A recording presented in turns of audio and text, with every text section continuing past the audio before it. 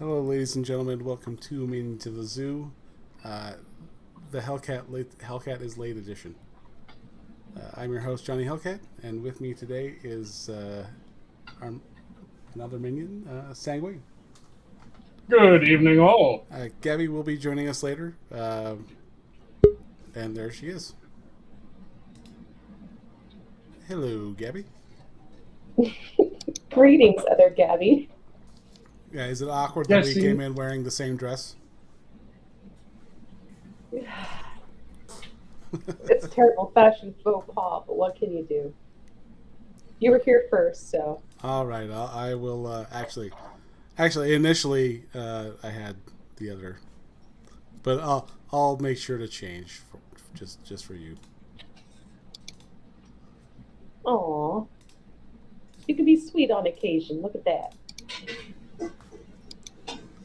See, I'm just waiting for the day that he makes a cat pocket watch. There'll come a time, but until I master my Mickey Mouse pocket watch Photoshop, it's not gonna. You're safe for now. You're going to go for a Mickey Mouse pocket watch? Nice.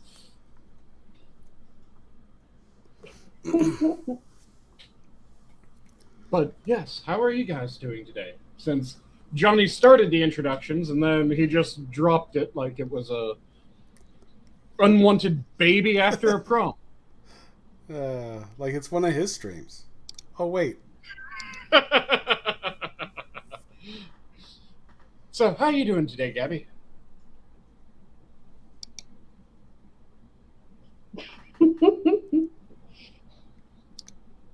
Pregnant. I'm doing okay. How about yourself, good sir? Awkward silence.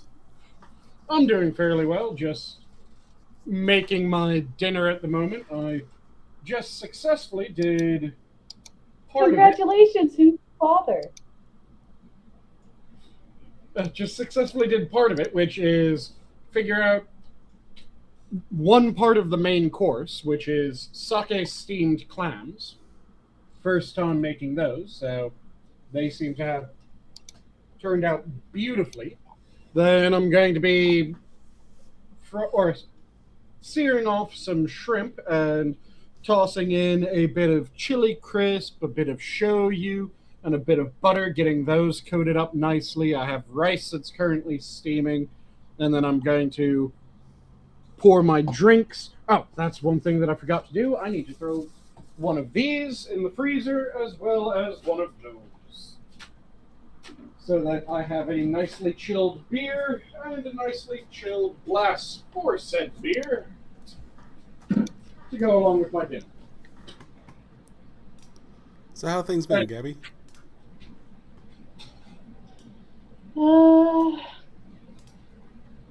lot. Just like a lot going on. Not a whole lot of fun. I don't want to go into it right now. Yeah. It's just super depressing. Like me.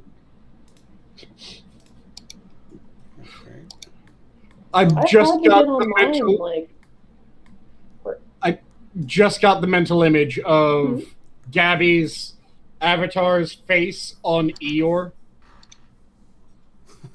The actual donkey from Winnie the Pooh, not the donkey that we have as one of the minions. A sad jackass? That's accurate.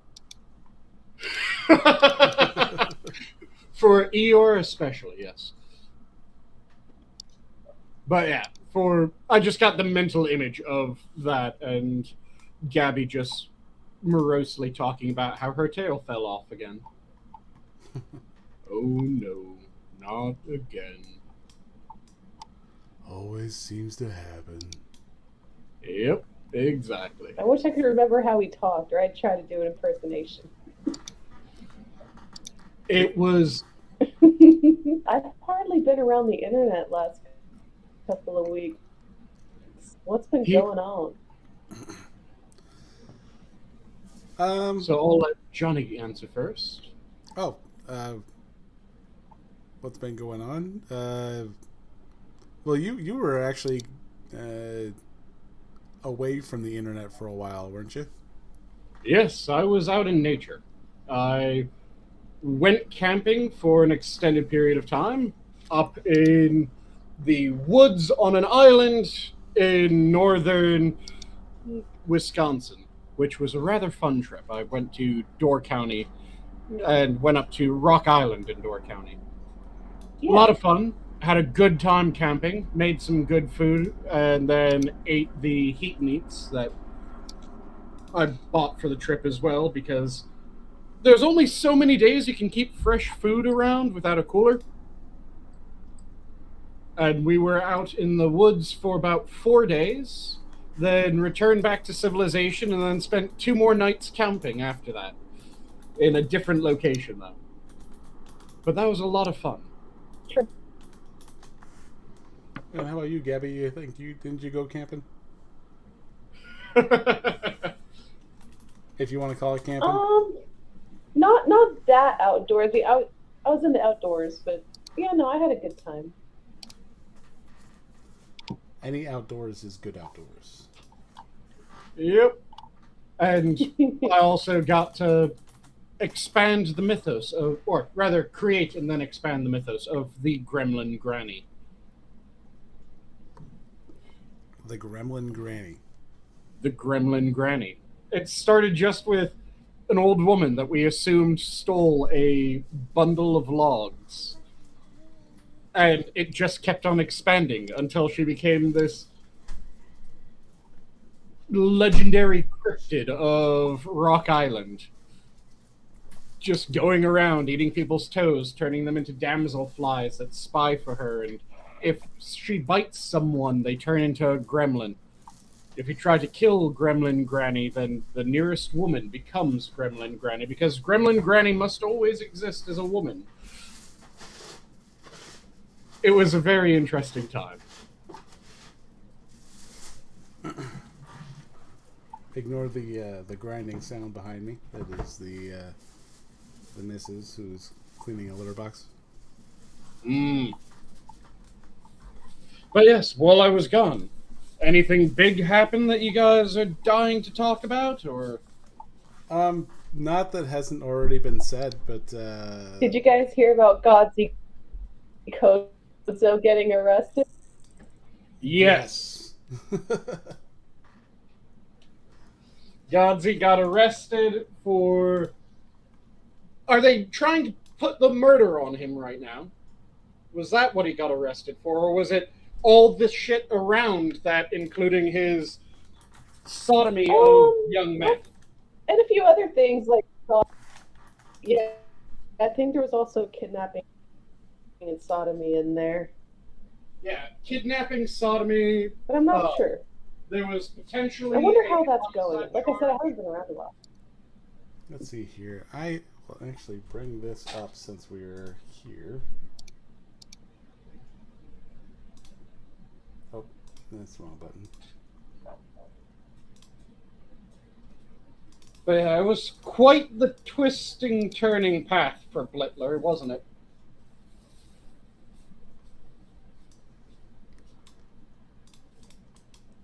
Infamous cult leader arrested after dead body found in home. I mean, I figured he'd get caught up in something. I just... Didn't peg it for... Oh, that was a poor choice of words now that I'm thinking about it. But... didn't figure it would be... I think it was perfect. That was perfect. You didn't think that it would be sex cult and potentially murdering someone while accusing the police of doing so?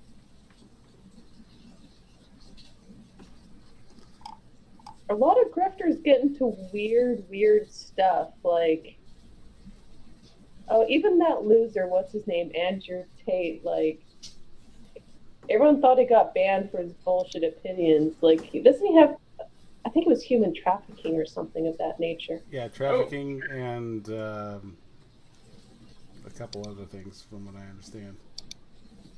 That I haven't heard about.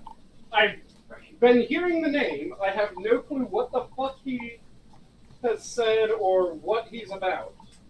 But apparently he's been arrested for human trafficking? What the fuck?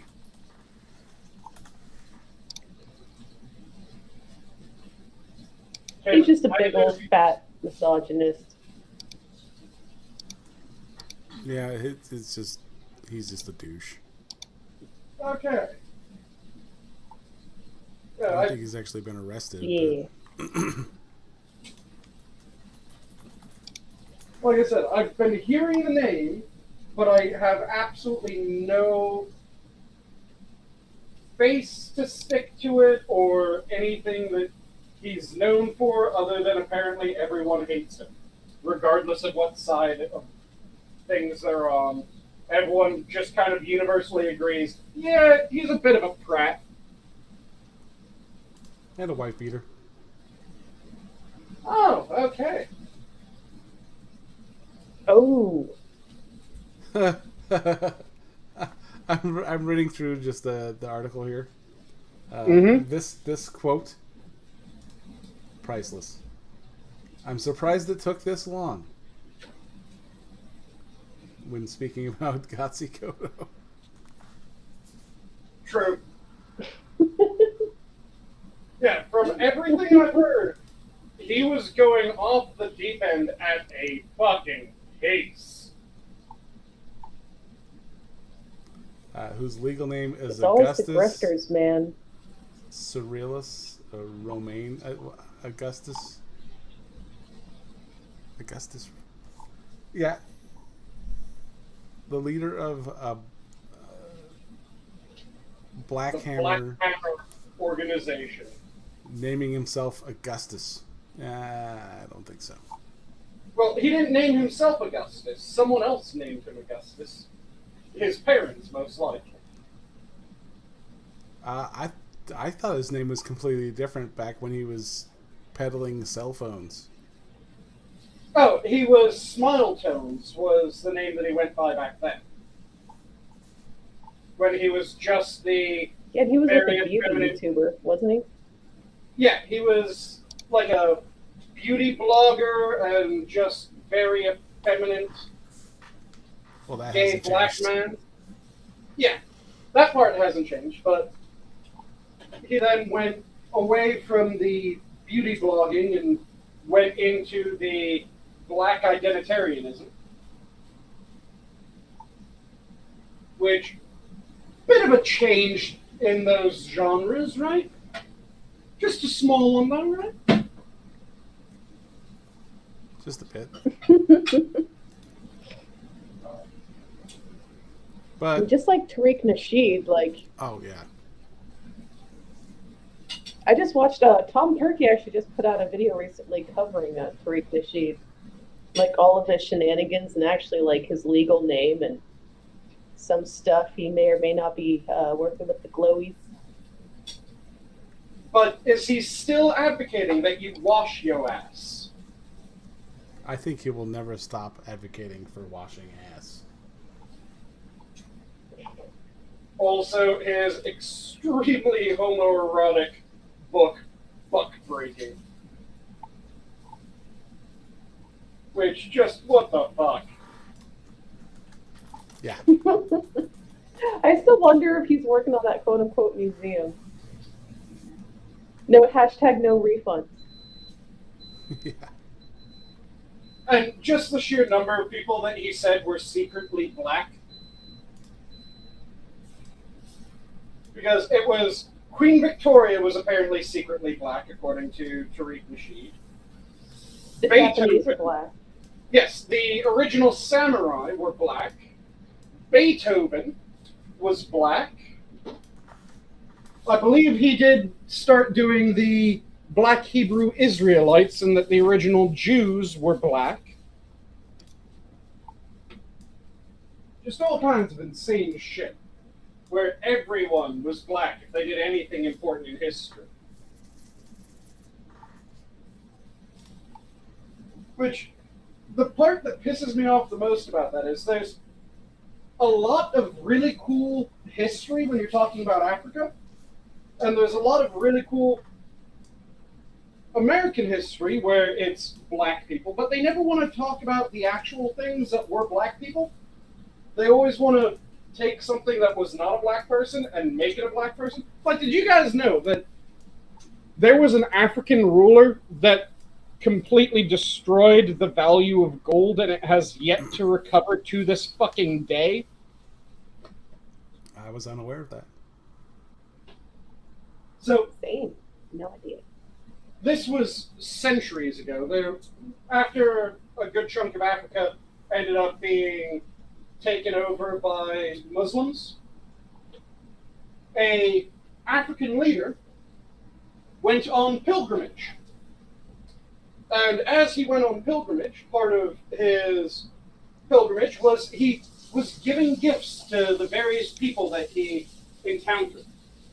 His kingdom was so fantastically gold rich that everywhere he went, he just gave away gold, and it collapsed the global price on gold. And like I said, it hasn't recovered since this man did that. He gave away so much fucking gold that hundreds of years later, we're still looking at it going, God damn, we still can't say that gold is worth as much as it was then, despite gold constantly increasing in value. He did that much. He gave away that much fucking gold that it collapsed it that fucking far. That's a cool element of history to talk about. They don't fucking mention this king. Then you have... Did you guys know that the inventor of refrigerant trucks was a black man? And this isn't like the reason that we have computers bullshit that I think Vice did ages ago. It isn't like that, where they're saying that this one very minor thing that someone did who was working as part of a team, but he was black, so we're just going to say that this entire advancement was done by a black man. No, the refrigerated truck was entirely done by one black man. Nice. But they don't... No one ever talks about that stuff. Yeah, they don't talk about that. Another thing that pisses me off is they always want to say, well, you have American history, which is just white history, and where's all the black people? Frederick fucking Douglass? You know, I can narrow down my history classes teaching me famous inventors to 4 people. Edison, Tesla, Franklin, and who? Carver. Carver. Okay. And Whitney, 4 so people 5. And a quarter of them. And Eli Whitney, so 5. Okay, so a fifth of the inventors that you were told about were black. Yeah. That's not a bad average. Or at least the ones that, weren't just like, oh yeah, that guy. Yep. Oh yeah, fuck him. Like, yeah. But there's actual really important people from history that you can talk about that were black and did really impressive things, but they never actually talk about those people. And do you guys know why so few people learn about Frederick Douglass now? Despite how important he was in early American history, and the fact that he was widely taught up until the 1900s. Or sorry, it's 1900s and 20th century, right? That's the way that it works, if I remember correctly. So it was up until the early 1900s that he was widely talked about and people knew who the fuck he was. But the reason why hardly anyone learns about him anymore is goddamn Woodrow Wilson. Let's see. Spudgun was asking, wasn't he a slave owner? Frederick Douglass? Yeah. No, he was a major proponent of abolition. I don't think he owned a slave. Let me quickly double check. I don't remember Frederick Douglass having owned slaves. I think you're thinking of the one black slave owner that everyone mentions when they are talking about slavery was not just something that white people did, even in the States. Because Frederick Douglass was a former slave, and yeah, he was a major abolitionist. He did not own any slaves. I was almost positive about that, just double-checked, and yeah. Yeah, he wasn't living in the 2000s where, yeah, I'm an abolitionist. Watson, get me my Kool-Aid. Yeah, it's... He was an actual goddamn abolitionist at a time when it was not a popular position to have. And the reason why he was, or why he isn't talked about much in most history classes now is, like I said, because of Woodrow Wilson. Woodrow Wilson was highly educated, and his specialty was history. He wrote his own history of the United States, which became widely adopted throughout the U.S. as the basis of history education. And when he was doing that, he purposefully removed a shit ton of black people and downplayed their importance. Because Woodrow Wilson, you might also remember, is the guy who aired Birth of a Nation at the White House. I was gonna say, wasn't he the presenter, if you will? Yeah, he was the one who allowed a screening of Birth of the Nation at the White House. He was one of the people that revived the KKK, because the KKK has been killed several times, which is also something that most people don't learn about when they really should, because they think, oh yeah, the KKK, that's something that was started right after the Civil War, and it was able to continue on, and there were just a bunch of really racist people that were constantly in power. No. The KKK did. The first KKK started up right after the war. Do you guys know what happened to the first KKK? It was killed. It was just drowned in a bathtub like a fucking infant. Because what happened was the KKK formed up. Grant was president at the time. One moment, just quickly rolling. Grant was president at the time, and Grant bent the entire power of the federal government to crushing the KKK. And he succeeded.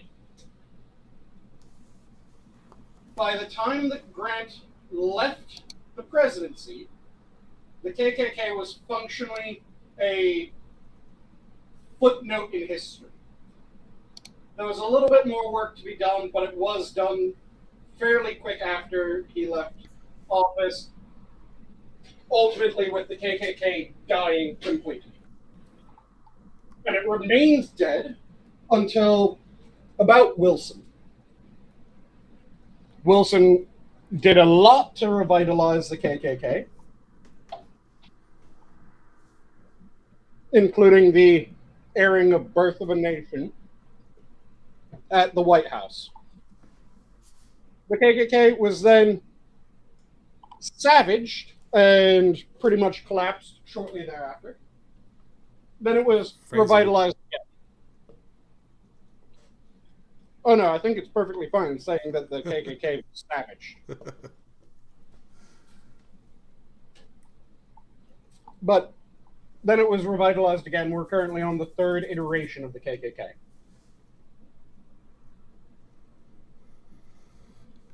One was enough. Yep, it should have been, but there were efforts to revitalize it time and time again. And Assassin of the Grey is currently naming the party that revitalized it each time. Yep. But it's infuriating because that, again, is something that everyone should know. Everyone should know that the KKK died twice. Oh, and one of the times that the KKK pretty much died, it didn't entirely die, was the FBI infiltrated the KKK, and then at a certain point they published all their documents about the KKK, which included such golden things as the time the FBI agent went to a Klan rally where they tried to erect a burning cross, and it crushed 3 members of the KKK and lit one on fire. Oh, so Red Dead Redemption 2 was sort of telling factual history. Mm-hmm. Because what happened was they made a big-ass cross that they were going to light on fire, so they stuck it in the ground, stood it up, and shortly after standing up, it fell on 2 members of the KKK. They pulled it off them, they stood it up again, it fell on 1 more member of the KKK. They picked it up, they stood it up, they got it a bit more firmly set, and they lit it, and it fell and lit a 4th member of the KKK on fire. They had to extinguish it, stand it back up, anchor it more securely, then light it on fire again, and that was the time that it took. And it was just effectively the FBI agent that was observing this pissing himself with laughter in the report. As well as and what Yep. And what happened was all these reports of the KKK just fucking everything up were released to the public, making the KKK a laughingstock overnight. No one wants to be part of a group that everyone's laughing at.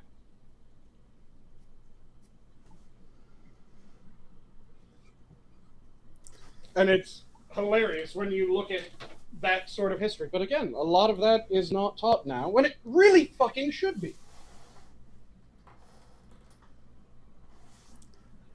And then instead they tried to say, oh no, Beethoven was black, so all of that is black music. Fuck you. Beethoven wasn't black. Speaking Oh, of... no. Okay, go ahead. I was going to say, speaking of being part of the group that everyone laughs at, I did have a story that is partially partially motivated the name of the title, or the name of the stream. For a second there, I thought this was going to be your way of saying that Hate Camel had shown up. Oh no, he can let himself in. He'll shave and a haircuts his way into the stream. But yeah, this time with Bison. Let's see if I can share this on with you guys as well.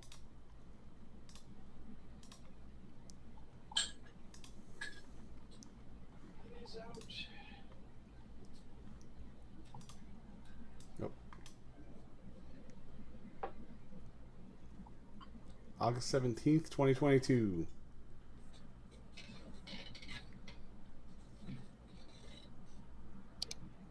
You kind of can't get them out of the way. You have to just let it happen.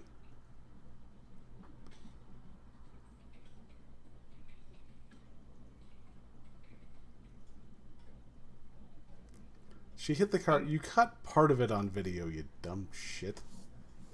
Can't even hold the camera still.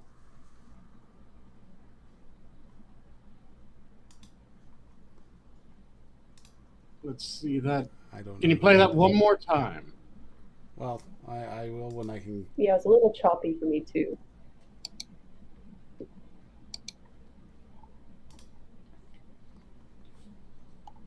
I love it switched the to the title next video. Yeah. Huge sex craze. Yellowstone bison rams car in national park.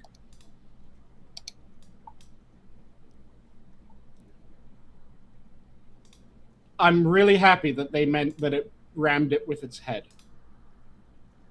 Well, I was the way they were making it sound. I thought it was going to be a little bit more awkward than that. Yeah, same here. I'll start from the beginning.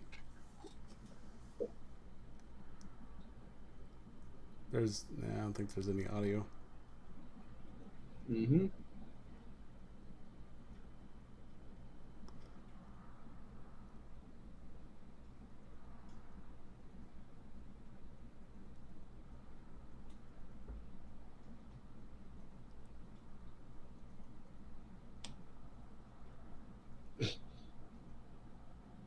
Why the fuck did she flick the camera away? Okay, yeah, it was like a millisecond, but I saw it that time. Yep. Yeah, that's it. Not everyone's professional.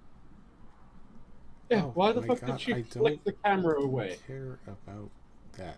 Keep what you're trying to film in focus, you dumb bitches. Is it so much to ask? At least they didn't film in a vertical. True. Very true. Actually, she might have. Oh, yeah. Looking at that, she probably did.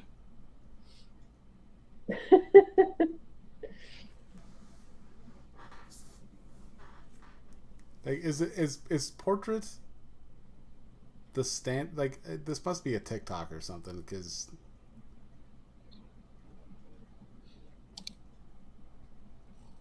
Just because it's stupid doesn't mean that it has to be TikTok. It could be Twitter. no, It's just a really good bet. It's from TikTok. True. Yeah, a video captured by a visitor to Yellowstone Park shows a bison headbutting a car during mating season when these giant animals congregate.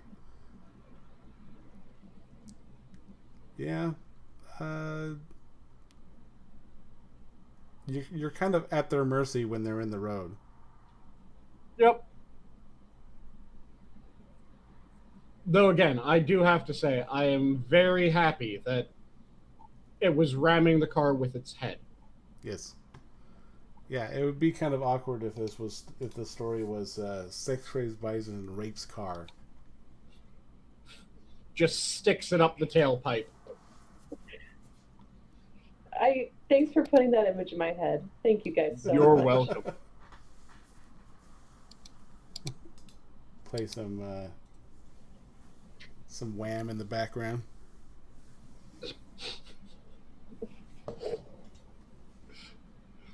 But it.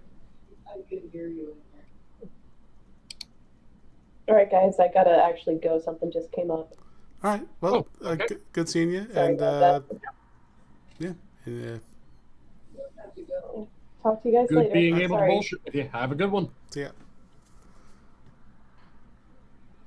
ya. We've detected copyright audio in your stream, and your stream may be temporarily blocked. Shit. Did we just get bopped? I think we just got bopped by Newsweek. Damn. That was quick. Yeah, they were on it. Although they may just silence that part of the... they may just block that part of the video. Either that or we'll have to see when the stream's over. Mm-hmm. And Assassin's saying that we're still on, which is good to hear. Yeah. That is a plus. So, hopefully it is just that they mute out that one portion, because I don't even... Was there any real sound? Well, there's no audio. And, I mean, I don't see... It might be the video from... I don't know. It could be from Newsweek, but...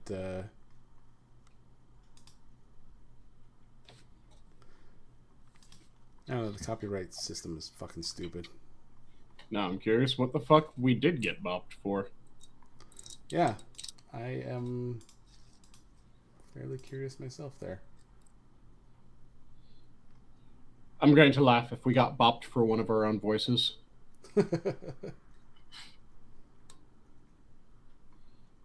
Johnny Hellcat stuttered too much. We believe that you're reposting a speech from President Biden. That'd be pretty fucking insulting, let's be honest. Yes. I feel kind of fucked up that I said that. Sorry, Johnny.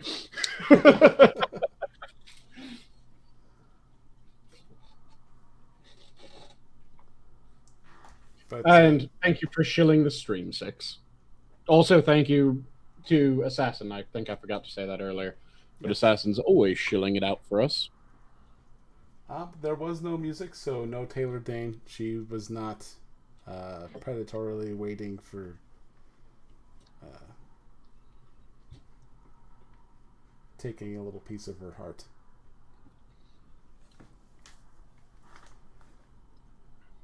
Oh, so, did you go to Ren Fair with Quiz and them? Yes, I did. And I purchased a absolutely beautiful Goidelic Norse sword as well as a Goidelic Norse clipped shocks. Nice. Yep. And it, like I said, they're just beautiful weapons. So I'm looking forward to finding. And how do you spell that? Which one? The Goidelic? Goidelic? So I'll just type it in chat. Ah, Goidelic. Right there. Yeah, it's the term referring to the P Celtic groups. Oh, sorry, the Q Celtic groups. So you have Goidelic culture in Scotland as well as Goidelic culture in Ireland. So to be like this. Yes, it's similar to that, only it has a very... Here, let me just... I have an image of it somewhere. Let me find the image, and I will screen share the sword that I have, as well as the dagger that I have, so that you can see exactly what the ones that I got look like. Just takes me a moment to find the images of them. That's my axe, my boar spear, my guandao. Well, I think it was just a content ID and a block. A content block. So it may just be something we have to, like, black out the screen for that moment of time. Okay. Who knows? Let's see. Paste that. There we go. And now I just need to click over to this and share screen. Chrome window. There we go. Share. Those are my two weapons that I just purchased. Okay. Nice. So, like I said, it's a Goidelic Norse sword because it has a very Goidelic pommel with a Norse crossguard, and it's kind of a combo of Norse and Goidelic blade geometry. How to tell this was owned by a Viking? Look at the bottom. Oh, you look at the pommel, not the crossguard. Sorry, the crossguard of the sword, and that is an extremely Norse crossguard. It was a joke based on the thing looking like a Viking helmet with the spikes. True. Though that is actually the Goidelic portion. That sort of pommel on it is very Celtic. And then, like I said, the clip blade shocks, which kind of looks like a broken off short sword rather than that being just how the knife ends. Which is a very, very classic way of having a knife as well. And both of them just beautiful. I do like how normally I prefer just the naked metal look, but the coloring on this works since the Goidelic weapons, the Irish weapons that they're inspired by, would have been copper, whereas the Norse used iron and steel. So it's has that added bit of that bronze look to reflect the bronze material that was used for the Goidelic weapons. And Yeah, I don't have a war hatchet. I have a hand and a half Danes, and I have a two-handed Danes. So I have much larger and heavier axes than a tomahawk or a hatchet. Oh yeah, like I said, both of them are absolutely beautiful. Green Badger was saying that he likes knife especially. And holy shit! I like this, but I also don't like the paracord handle. Let me see if I can share this for you.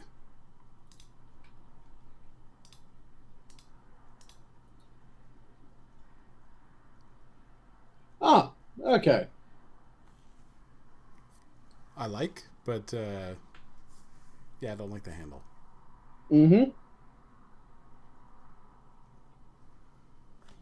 Yeah, that's a interesting looking throwing axe. I do like the beard being on top because that does have a lot of advantages when it comes to throwing. Mm-hmm. A beard on bottom's better when you're keeping it in your hand because if you're fighting against people with shields, a beard on the bottom allows you to hook the shield and pull it out of position, as well as you can hook a weapon, hook an arm. So a beard on bottom makes sense when you're keeping it in your hand, but a beard on top makes a hell of a lot more sense when you're throwing.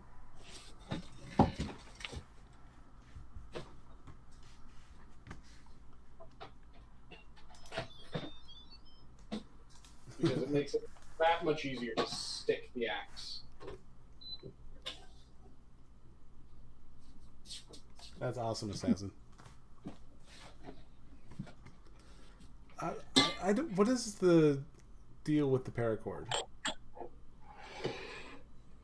So it gives a better grip. Also, it allows you to repair the wrapping easily if you end up having the wrapping damaged. And if you have a need for... That paracord is probably one of the 550-pound paracords. So if you have need for a bit of cordage that can hold 550 pounds, you're able to strip the paracord off the handle, use that, and then rewrap the handle after. So it does have utility. It just, a lot of people use it in order to make it look tactical. And yes, parachute cord, proper parachute cord only comes in 550 weight. There's modified versions that can go higher, which are normally called, I think it's survival cord. And I think survival cord can go up to 1,000 pounds. But that's because it includes a shit ton of other things. I kind of want this, just with a better handle. Mm-hmm. What you could do is you could get that, then you could, if you know how, carve your own hand scales. Well, I have a friend who can do that. So then you'd be set. Just get them to carve a new set of hand scales and affix your hand scales onto it. Good to go. If you want a more traditional throwing axe, have you ever seen a Francesca? I have heard of one. But I figured that one was more of a ball and chain. Ha cha cha cha. That was painful. Francesca.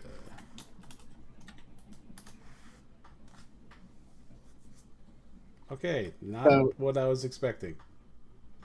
Yeah, the Francesca is a. That is not the way that you spell the axe. Clearly not.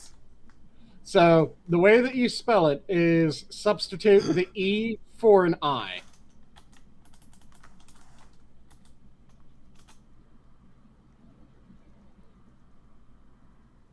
And then put axe after to specify.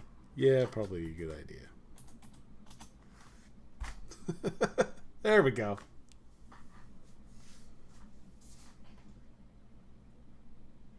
Yeah, the Francesca is a very interesting axe when you look at how it was used, because it was used mainly to break formations. You'd throw it before then charging, or before getting charged, or while getting charged, you'd throw it into your enemy.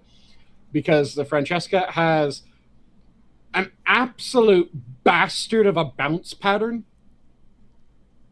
It's almost entirely random, so it'll fly straight. If you hit what you're trying to hit, fantastic. If it hits the ground, it will bounce at a fucking random angle. Meaning that a good chunk of the time, if you miss, you're going to hit someone in the ankle, you're going to hit someone in the thigh, you'll hit them in the groin, you'll hit them somewhere that you weren't intending to hit them. But Which it will made do them- damage. It will, at the very least, fuck up a stride and make it so that they kind of stumble, which then breaks formation and allows you to then go against a weakened opponent, which is kind of like how the plumbata was used by the Romans, as well as how the pilum were used. Because the Romans, you'd have a light pila and you'd have a heavy pila. And what the Roman legion would do is they would close at a certain distance, they would all stop, grab their light pila, throw their light pila, continue moving forward, stop, grab their heavy pila, throw their heavy pila, and then the second that they throw their heavy pila, break into a run and charge the enemy. So that almost immediately after getting hit by these fucking large, awkwardly shaped spears that were designed to stick in a shield and drag it out of position, they would immediately get hit by the Roman legionary line, meaning that they had a bit too much to worry about. Also, one of the things that they would do is they would have the head of the pila be hardened and the shaft of the pila not hardened. So the pila, after hitting something hard, the head would be able to bite in, and then the shaft would just bend at a weird angle, making it so that they couldn't be thrown back. Well, and then I'll have to mention, because of Terry, clearly it was made for the Irish because it wasn't a potato pila. God damn it.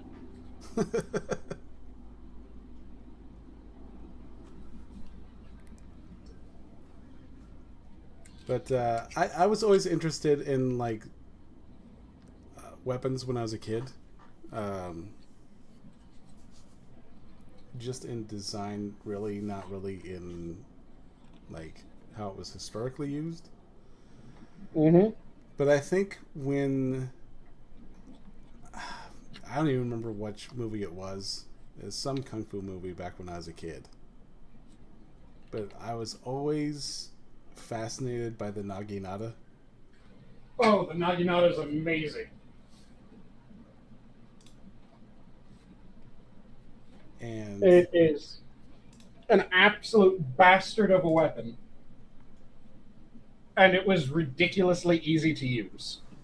I mean, I think that was probably the impulse. That's what drew me to it. Is the fact Oh, the one that you it's just simple. pulled up was not a naginata, that was a guandao. Yeah, it's Naginata has a thinner blade. naginata dao is what it's Yeah. showing. Dadao is another name for a guandao. because you have Dadal, which is effectively big blade. Da meaning big. So, for instance, when I was taking Chinese, my Chinese instructor decided to start calling me Dahuza, which means big beard. So, Dadao means big blade. The other name for it is a Guandao, because there was Guanji is a famous figure from Chinese history, a nearly mythic figure, and he's famous for using a Guandao, Dadao, but it was so iconically his that it became known as a Guandao. And yeah, that's more of a Naginata. Yeah. Where it has effectively just a katana blade on a stick.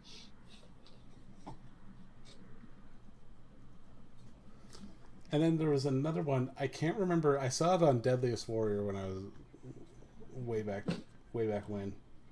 Mm-hmm. And I can't remember the name of it. What sort of weapon was it? It was And from what culture? I think it was also Japanese. The spear? Are you talking the Yari? No, it was the metal rod with the studs to it. Oh, a Tetsubo. An iron club. Yeah. Yeah. If I remember correctly, it's the Tetsubo. But it might be the Kanabo. Let me quickly double check. Tetsubo. Yeah, you're thinking the Tetsubo. Yeah. That's it. Yeah. The other one that you might be thinking of is the Kanabo. They look very similar.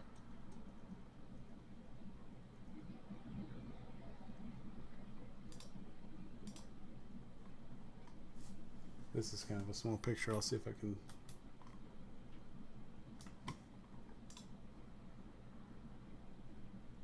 blow that up a bit. That's not necessarily the one that I would be looking at, but that one's a LARP version. Yeah. So it is massively oversized. Whereas if you're looking for a more standard Kanabo or Tetsubo, then you'd be looking at something more like this. Let me see the one that you pulled up. That would be more like, but that one's a wooden one rather than a metal or metal shod one. So let me pull up a picture for a proper Kanabo or Tetsubo. So Kanabo means metal club. Tetsubo means iron club, which is why they're functionally interchangeable names, but you can have a Kanabo that is not a Tetsubo, but you can't have a Tetsubo that is not a Kanabo.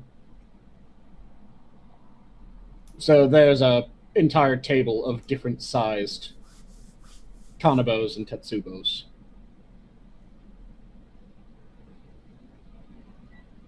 I have another one pulled up here. Oh, you got Yep. Yeah, so I found that one too. Yeah, that one is a good example of a bunch of different Tetsubos or Kanabos. Like I said, the Tetsubo, Tetsu is iron. So if it's iron studded, then it's a Tetsubo. If it's some other metal, like you could have a bronze studded rather than an iron studded, then it would be a Kanabo, because Kanabo is iron, or sorry, metal club. Or rather, it's more metal stick, but it's interpreted as metal club. Hey, Camel. You do have the link, just so you know. Camel heckling from chat. He just walked in. Ah.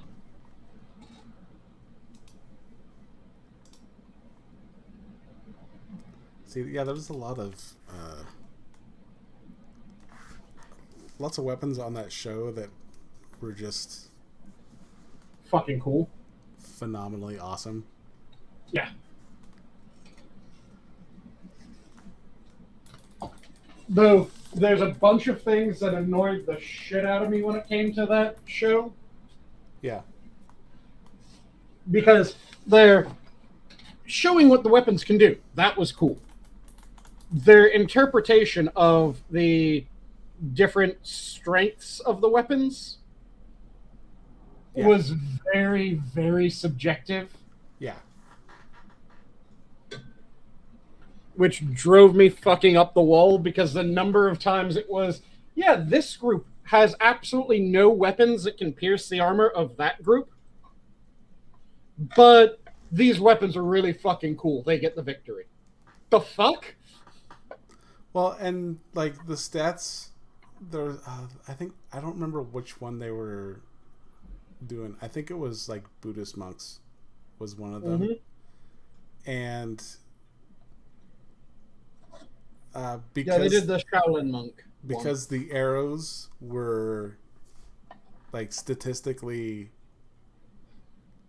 doing less damage than the other weapon, than the other team's weapon. The bow are the same. They're projectile. They're like, well, we'll run this just with this. I'm like, they've already lost. Like, I can already tell that they're like, you can't pad you can't pad your resume any more than your gun. It's yeah. Yeah, it's just, like I said, the showing off the weapons, really fucking cool. Their analysis of the weapons, kind of infuriating. Because so many times it was just which weapon did they find cooler, that one wins. Yeah. And it was mainly done like head-to-head. Like, for example, I think it was Gladiator versus Ninja. Yep. Like, you would never have that happen in a million years. Yep. And even though, like, even the guy at the end who was the one of the ninja representatives, he's like, you know, he's like, I'm kind of disappointed, but we all know for a fact that if you see a ninja, it's because he let you see him. Nice. He's like, we weren't meant to be, it wasn't meant to be a face-to-face thing. Like, if you're having a fair fight as a ninja, you've already fucked up. Yeah. He's like, you were dead. That was the thing. That's just that.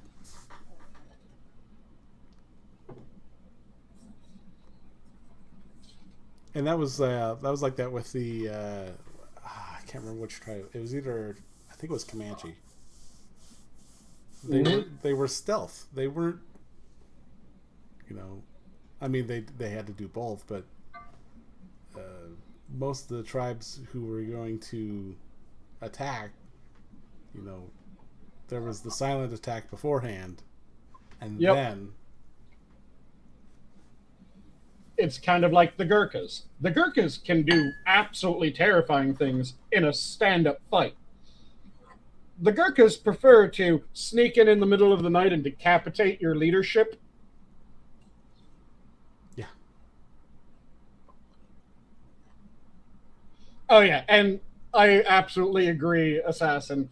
It did have the feel of a bunch of 12-year-olds talking about which superhero was more impressive. Yeah. But the one thing that, like I said, I have to give it credit for is it did do a really good job of look at these fucking awesome weapons. And that's where the fun of that show came in. The only part I really liked was the beginning when you had the kind of, this is who these people were. This is this is when they lived. This is how they lived. And then it was, you know, these are the weapons they used. This is what they could do to a human body. That was the coolest part.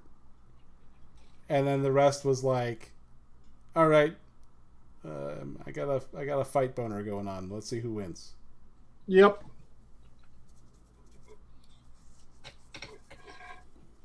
Yeah, 90% of the show was just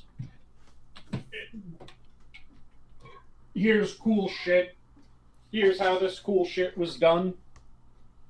And then it was just the 10% of, okay, yeah, this is absolute bullshit. Yeah.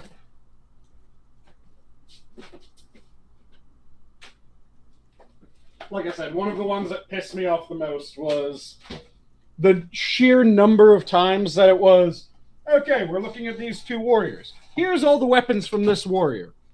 It can't break, pierce, or defeat the armor of this group. We've tested it against the armor of this group.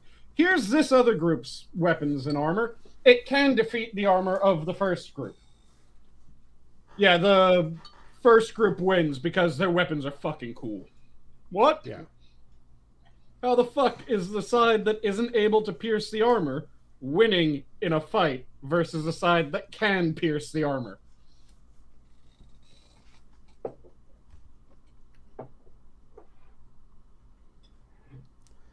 Yeah, there was so much.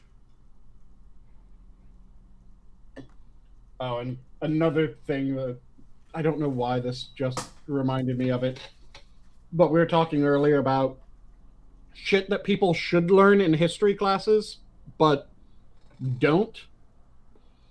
One of the main things that people should learn in history class, but they fucking don't, is how much Lend-Lease we gave the Soviets.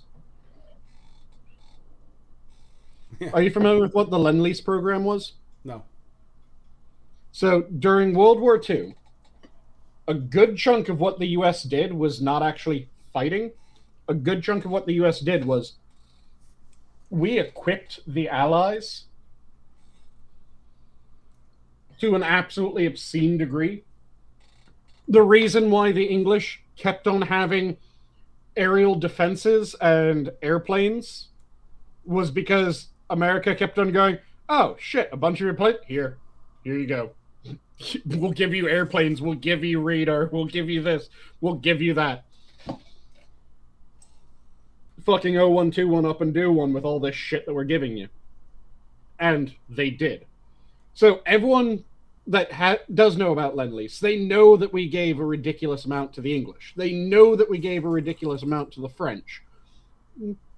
Well, resistance. They know that we gave a ridiculous amount to various groups during World War II. But there's, for some reason, this idea that the Soviets were just all alone fighting by themselves and that they didn't really get any assistance from the Allies. So really, when you look at it, it's the Soviets that won World War II because they did all this shit by themselves.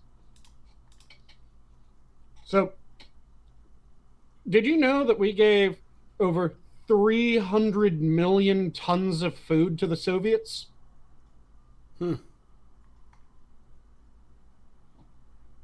Or that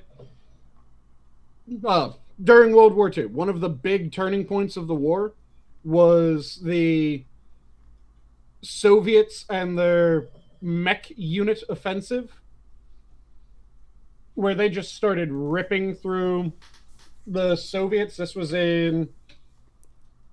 damn it. Assassin, do you remember the exact year? Was it 1944 that the Soviets had their big mech unit offensive? And by mech unit, I don't mean mech as in the Japanese anime where they have massive fucking robots. I mean their mechanized warfare unit. Their tanks. I want to say it was 44 that their mech unit ended up first creating a salient and then just absolutely smashing the Wehrmacht. Yeah, the Yumis are such... That's a huge bow. Oh, yeah. The Yumi bow, that is a massive bow. Just like when you see a full longbow, especially a full war bow. It was 43, the mech unit offensive at Kursk. Okay, so 43. They had their massive mech offensive.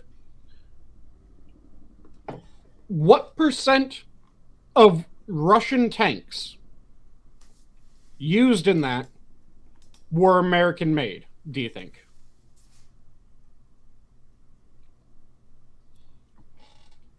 Do you have any guess for what percent of Russian tanks used during their mech offensive that ended up massively turning the war in favor of the Soviets were American made?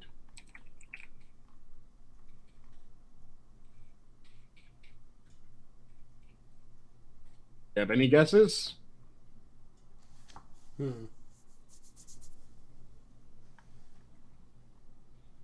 I'll give you a hint. So, throughout the entire war, it was something like 10% of all the Russian equipment or all the Russian tanks used during the war were American made. What percent were American made during that crucial point?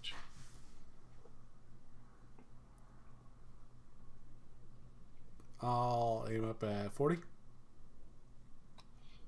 Yeah, it was something around that. It was a massive chunk of the tanks that were used during that ridiculous offensive were American made. Do you know what percent of their rail system was American made? Like 70.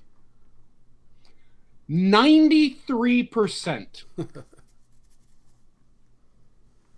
you know what percent of their rail engines were American made? It'd have to be about the same.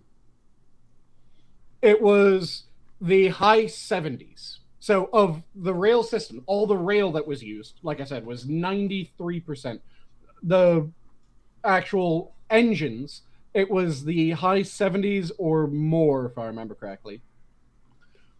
It was absolutely ridiculous how much we gave them. But people keep on having this idea that, oh, the Soviets, they just fought by themselves and they relied on their own industry in order to be able to fight. Bullshit. They were constantly on the back foot. The Soviets didn't start producing enough tanks to even meet how many tanks were going out of service in any given month until, I want to say it was 45. So the war was functionally over by the time that they were actually able to produce enough tanks to replace the tanks that were being destroyed. The rest of that was made up by American industry.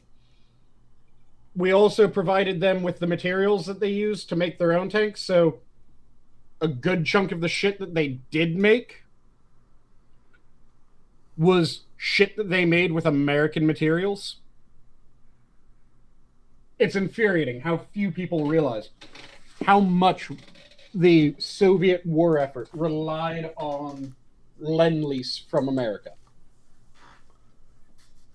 Because I keep on hearing this bullshit of, well, really, the Allies were carried by the Russians because it was the Russians that defeated the Nazis. Bullshit. The Soviets paid the most in blood. Absolutely. That cannot be denied. But they would have lost. They would have starved to death. They would have run out of equipment, run out of ammunition, run out of fucking everything had it not been for American Lend-Lease. Now, this would be an interesting weapon to use. The Chigiriki. Chigiriki.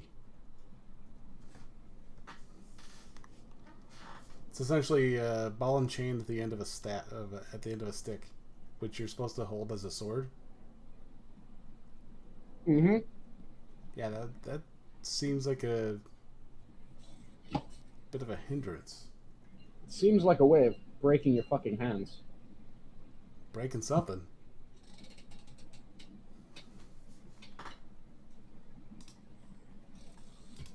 So let's see it in action. If that's a video that you have pulled up, or is it just an image? That's just an image. Ah.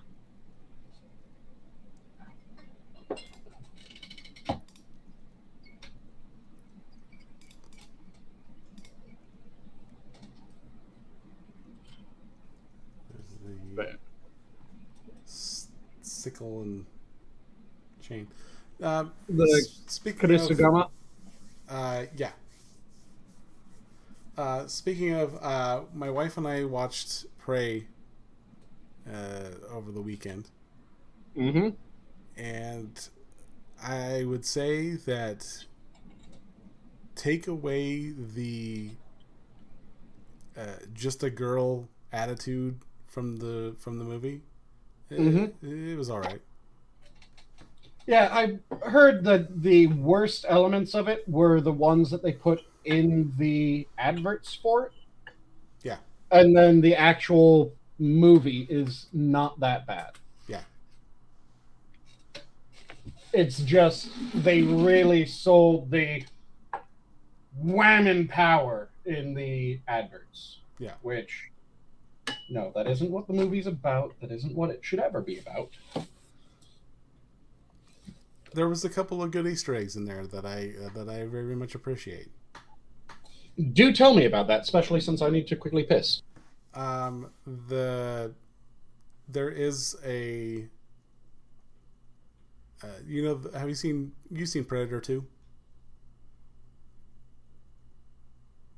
Oh, of course, he's gone. I'll wait till he gets back.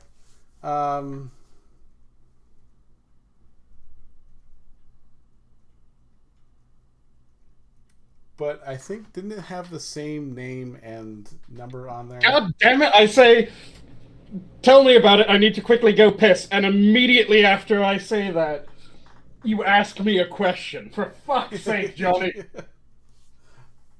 Well, you said be quick so that I can piss. And I'm like, okay, well, have no, you seen I said, this?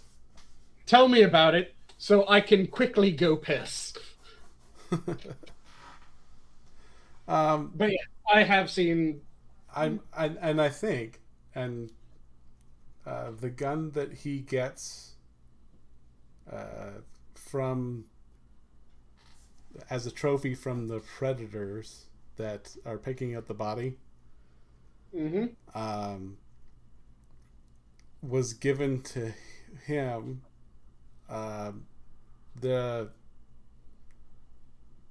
She ends up with it after a Frenchman gives it to her.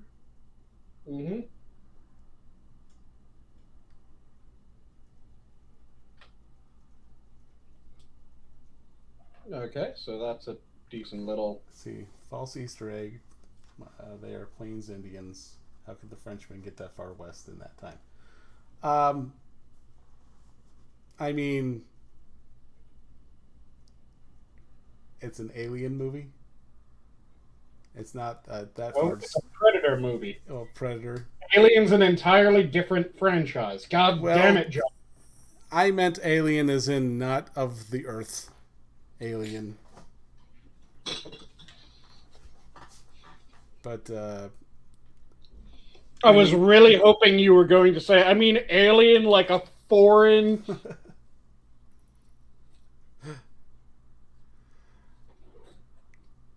illegal aliens, all of them. Deport them all. Well, do you really want to invite the predators into the country? No. Both those ones and the sexual ones. Oh, you mean teachers? That one article that I brought up. Yeah. I think I brought that up on one of your nights, didn't I? We've talked about it a few times, yeah. 180 over 181 caught in the first half of the year, 2 to 3 a day on average. That is not the correct math there. Yeah. But I didn't like the fact that she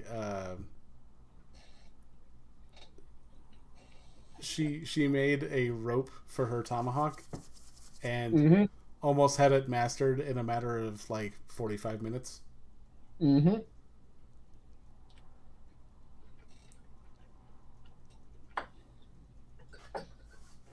And never once ended up pulling it back into her fucking leg or some shit.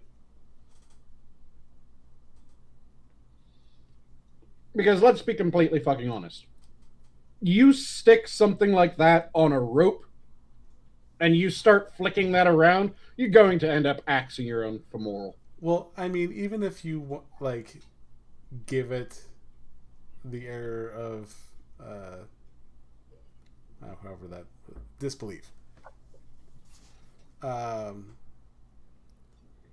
fact that she, like, the first time she throws it into a tree and then just pulls on the thing and it comes back and she catches it.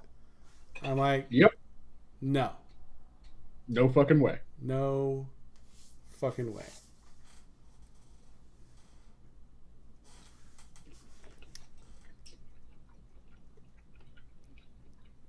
And yeah, she lowers her blood temperature or her body temperature to the point where the thermal sense can't see it. And yet she is still able to like run as if there's nothing going on. Let alone her being caught in a trap that like snapped on her like lower shin, and she's just like, I'm here. That's good. I can still walk on it.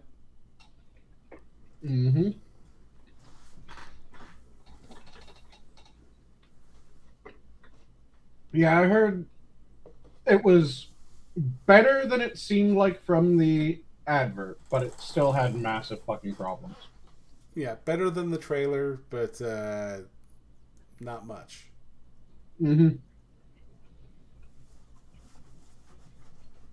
But we did notice after the movie had ended, and we were extremely disappointed, that Ted K is actually on Hulu.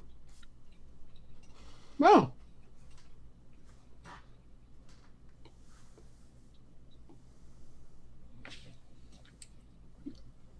Yes. And yeah, the thermal is telling differences. His name is Uncle Ted, assassin. Uncle Ted's only looking out for your best interest by telling you that the Industrial Revolution was a mistake.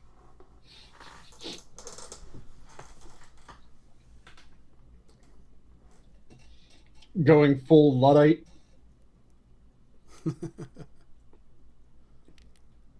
Or the original meaning of saboteur. Because do you know where saboteur comes from? No. It was from this particular type of effectively wooden shoe. And a bunch of people that were pissed off about the Industrial Revolution started throwing these shoes, yes, the sabot, into equipment. So they were sabotaging it by throwing their sabot into the equipment, breaking it, so they became saboteurs.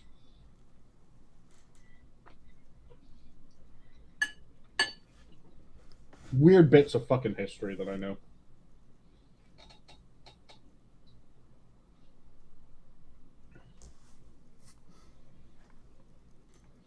Gunner, sabot, tank. Nice. But yes.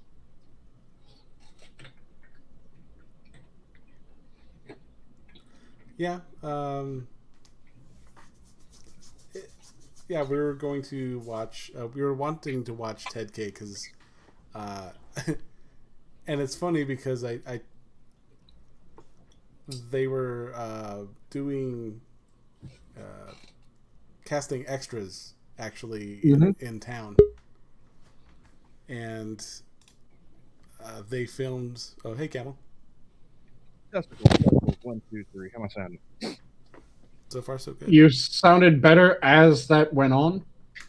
When you first came in, it kind of sounded crap. Then by the last bit, you came in clear. Well, even the computer's waking up too, so.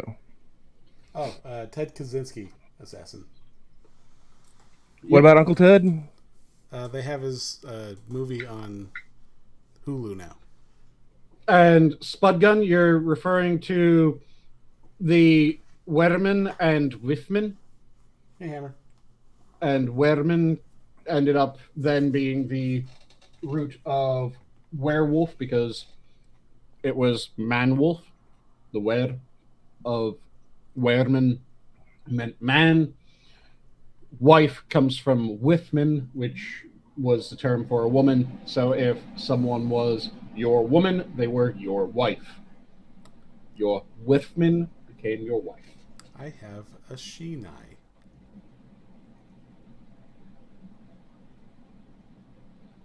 You have a Shinai? Am I having a stroke? What are you guys talking about?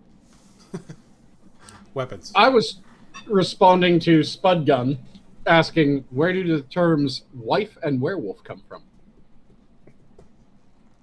See, I like the Spanish for wife better.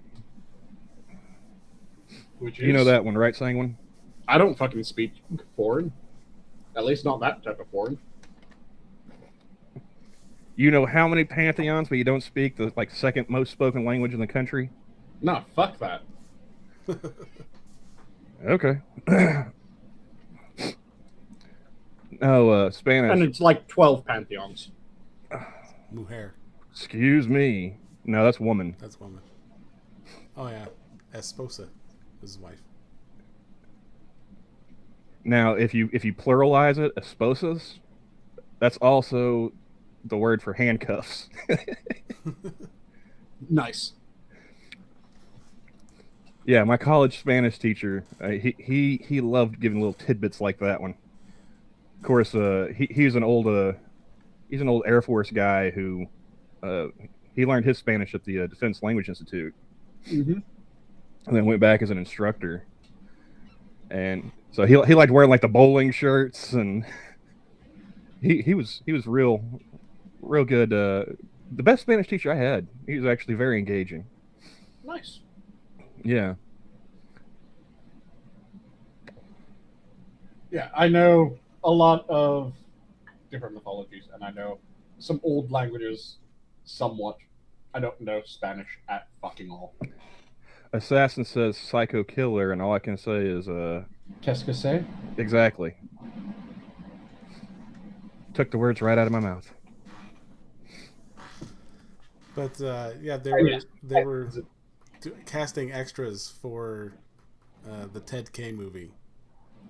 Dude, how many movies have they made about Ted now? Like, I'd say a couple at least. and he doesn't get to see a dime out of any of that. And if that name still doesn't ring a bell, Unabomber. Yeah. That one days, will Johnny. ring a bell. One of these days, Johnny, we got to do the manifesto stream. We need to have time. Very true.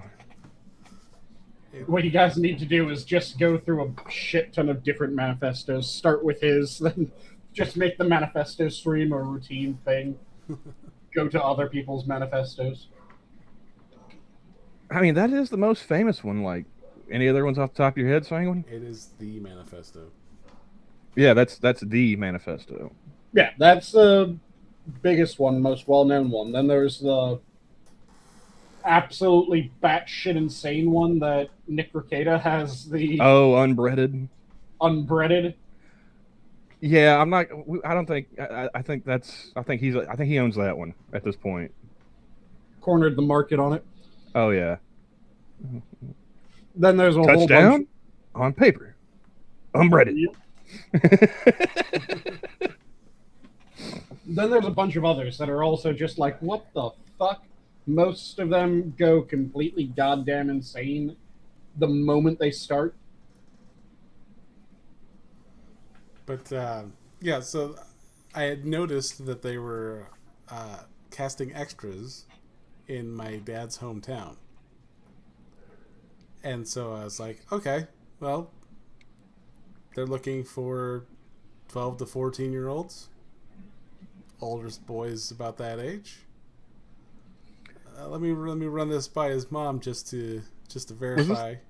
Was this a Netflix one that they did with Paul Bettany and Sam Worthington? No, this is going to be the movie that just came out. Movie. Man, I am so disconnected from like movies. And unless somebody talks about it on YouTube, I don't know what's coming out, man. But so I called up his mom and I'm like, so you want your son to be an actor? And she goes, what are you talking about? And I go, well, we always say that, the kid should try something different once in a while. Thinking he might. See, I met this guy down at the trailer park, and he's got a camcorder. And she goes, you what do you like? Just come out with it. And I'm like, oh, I was gonna see if you wanted Johnny to be an extra in a movie. And she goes, what movie? And I go, the one about Ted Kaczynski. And she's like, no, that's not even. She shut that down immediately, and I'm like, I kind of figured. Shame. And yeah, the Buffalo Killer did crib the New Zealand Mosque Killers manifesto. Man, what kind of world are we living in when even a mass shooter has to plagiarize? Mm-hmm. Lazy. So, like I said, I've been asleep most of the day. What's been going on? Not much. I returned to civilization a little bit ago, or a few days ago.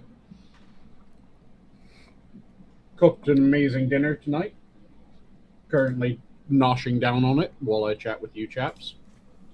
Saw little bits and bobs of the news. Not very much. And anything catch your eye? You missed the bison attack of a horny bison ramming a car. Thankfully, it was with his head. Okay, so I mean, I'll wait until next week. I'll catch the next one. Mm-hmm. Pretty much. I mean, at this point, you say bison attack. I'm just like, did they die? No? All right, moving on. Mm-hmm. Yeah, see, Spud's saying that Ted's manifesto isn't that insane. And I've heard that before. I just never got around to reading it. Yeah. Mainly because I didn't want to be on a list, but now I'm just at the point where I don't care. Well, a friend of mine, we weren't really friends, but An acquaintance, okay. We got along. He read it and actually did his college thesis on it. Is he living in a shack in the middle of the woods now, Johnny? No, I think he's actually a college professor now. We haven't hit that stage yet. He learned nothing, is what you're saying. Okay. I mean, he used it as an instruction guide. No, I think he's. I think he is He either is or was wanting to be a college professor. This isn't the debate coach, is it? No. I still want to talk to that guy. God, no. No, this guy actually took to the ACTs and aced them. I mean, that's not terribly hard. I got like a 27 after being a year out of school. I got a 16. Oh, wait, no. I got a 13. Ouch. Yeah. What, composite or like? All together, yeah. How? I don't know. I took the pretest and I'm like, I timed myself on the pretest like they told you to, and I'm like, okay, I got this. And it's like they took the pretest time and then shrunk it by 10 minutes. Because I'm like, I'm getting through these questions, and then they're like, "All right, you got 5 minutes." I'm like, I just started. Are you kidding me? So I'm just blasting through, just picking random dots on the thing. Like, I barely scraped the math section with the skin of my teeth. I barely got a 19 on that part. But I nearly maxed out the English. I nearly maxed out the English section, believe it or not. Actually, I did the best on the science part, and even that was just like, all right, you got 3 minutes. I'm like, are you? All right, I'll just read the question and guess from there. Like, yeah, I didn't take the ACT. I just took the SAT. Well, and I had miserable fucking luck with the SAT because I scheduled my SAT.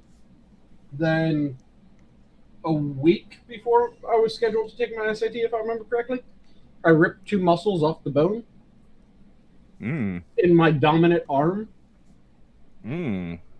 So this was right after the SAT had added in an essay component. So I had to write an essay with my non-dominant arm. See, I actually, like I said, I never took the ACT in high school because they always, maybe it was the debate coach, would always schedule competition on the weekend that they were giving the test. And so well, I can sit in a classroom, for the better part of a Saturday taking this test, or I can go have fun competing with my friends. So I don't know how this came up, but sure, I will share it on here as well. Why are you looking at bongs, Johnny? Well, I went back to look at the previous weapon, and yeah, this pretty much popped up. Okay. Also, I always have a hard time remembering Assassin. 82, that's right below when you qualify for the information warfare group, right? The bong, the native weapon of Jamaica.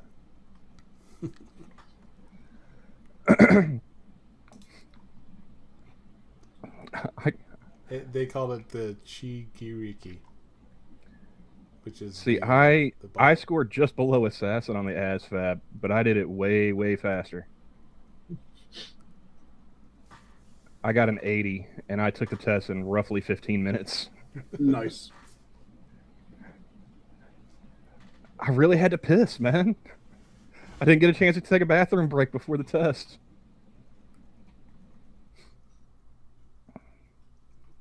Now, what's the ASVAB test for? That's the Armed Services Vocational Aptitude Battery. Ah. That's the ACT for the military, pretty much, Johnny. Gotcha. Get an idea of what jobs you're qualified to go take. So in other words, frontline infantry. And you, cannon fodder, yeah. Which is why I never joined the military. Assassin did chime in and he said that no, he did qualify for the intelligence and counter intel. Which is that still the highest grouping? I know that was for the longest time. I can't remember if they replaced that with something else now. See, I remember when I took it, a bunch of people came up to me afterwards like, dude, how did you manage to get, what'd you score? How'd you get out of the test so fast? And, I was like, well, I got an 80. And they're like, oh, wow, dude, how'd you do it so fast? I said, I really had to piss. It's not that impressive. One guy scored a 99. He was going active duty Army. Damn, nice. And everyone's like, "Oh my god, dude, how much did you study for the test? Like, how did you, And he's like, study, I guessed. It's like, I just walked up to him and I was like, dude, next time, lie. Just walked away. Nice. Because as soon as I saw the people's faces, I was like, I had to piss. They're like, oh, okay. So I was just giving him advice that like, yeah, next time I'll lie. Though there has been research into when people are the best at making decisions, and surprisingly enough, having to piss actually did increase the likelihood of you giving the right answer. I was just scanning. It's like, C looks right. Okay, next. Yep.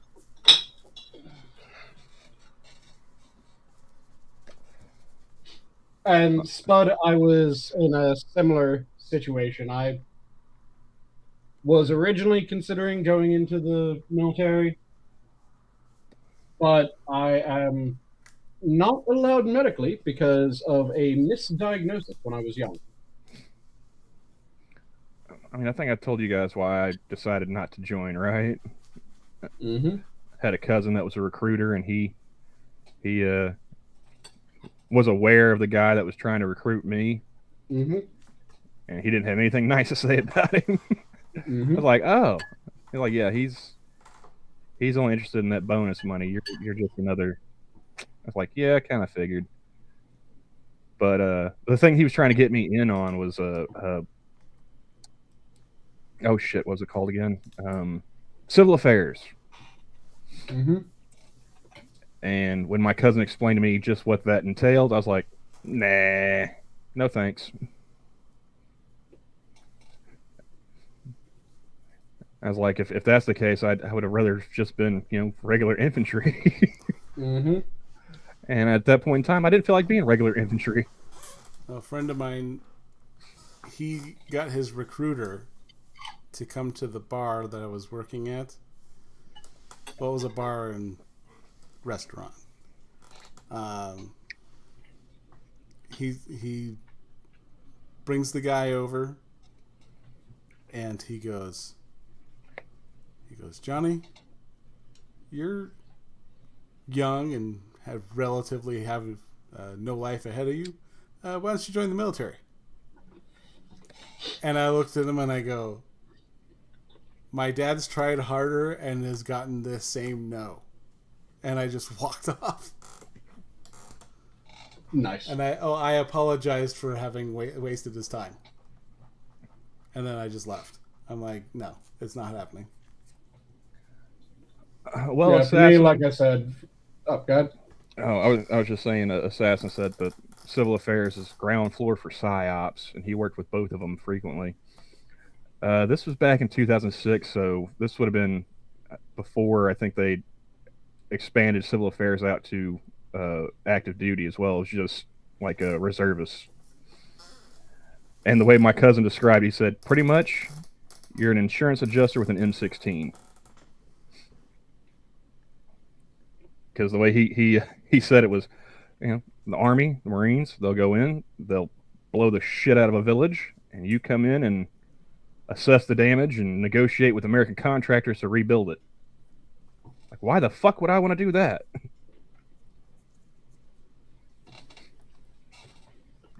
So you yeah, can hold us M16. Yeah. I could do that in the regular infantry too. That is true.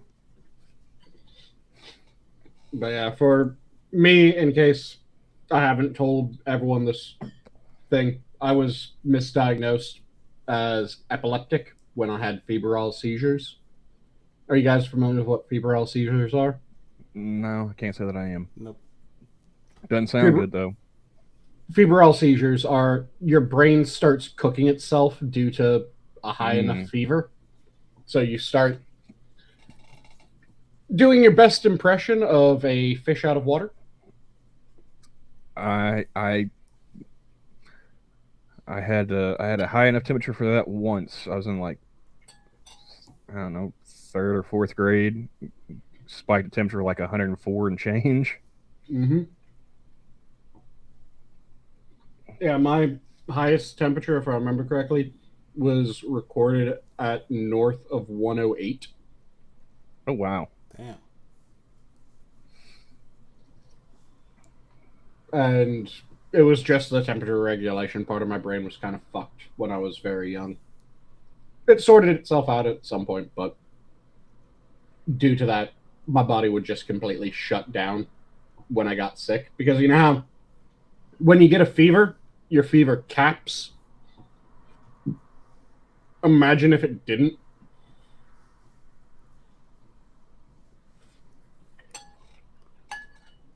I can't imagine it going up to 108. Yep. I mean, I had a fever of 104.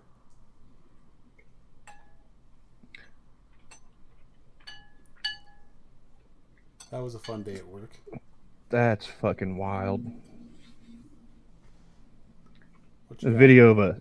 video of a safety diver in Hawaii posted a TikTok showing viewers how to react if they're ever approached by a shark in the water, and it might just be the opposite of what you normally think. You punched it in the face. Actually, no. No. She, I'm assuming here, Took out a razor blade and acted as quickly as she could, slitting all of her major arteries. This is for the Jets. well, she starts off by showing you what you're not supposed to do while the shark is approaching. Nothing. Chum the water. Don't swim away from them, splashing around, because that imitates what prey does. So turn around, face the animal, and maintain eye contact. And you can place your hand on the top of their head and push down gently, and that will redirect them away from you. Or it could lose you a hand. Yeah, you must. Here's an idea: stay the fuck out of the water. You must have caught him after he just ate. Yeah, because that's a big boy. I've seen Deep Blue Sea. That shit doesn't work all the time. I'm not taking that advice. Sorry. That's the equivalent of. Stop I'm punching it! one of the other divers in the nose, and I'm swimming in the opposite direction. It's like that. Stop it! The Stewart. Mm-hmm. You guys ever see that movie Deep Blue Sea? Yes. Yes. Sanguine, what about you? That was the. I always confuse that one and one other. Was that the one where Sam Jackson wanted out? Yeah, that's the one. Yeah. The only problem I had with that entire movie is that Michael Rappaport survives to the end. I was really hoping that you were going to say something fucked up like that LL Cool J could swim. Way to drop it down. You're welcome. I mean, aside from Justified, I don't like anything Michael Rappaport's been in. Mm-hmm. Well, I'd take it back. I like the stuff he's been in. I just don't like him being in them. Mm-hmm. Because what was that? What was that one movie? Was it Higher Education? I think that's the one he was in. He ends up joining skinheads, the skinhead fraternity. It's like, really? There were a bunch of skinheads on campus in the 90s. I don't know about that. Yeah, it's one of the fictions that people like to constantly have of white supremacists are fucking everywhere. No, they aren't. Oh, Higher Learning. Pardon me. Sorry. Thank you, Green Badger. I was close. Isn't there one called Higher Education too? Oh, I'm sure there is. There's quite a few movies like that back in the day. When is the last time we had like a college movie? Higher Education, another Canadian screwball comedy involving a horny college man who can't decide between his girlfriend and his teacher. Yeah, that's not at all like the one we were talking about. Okay.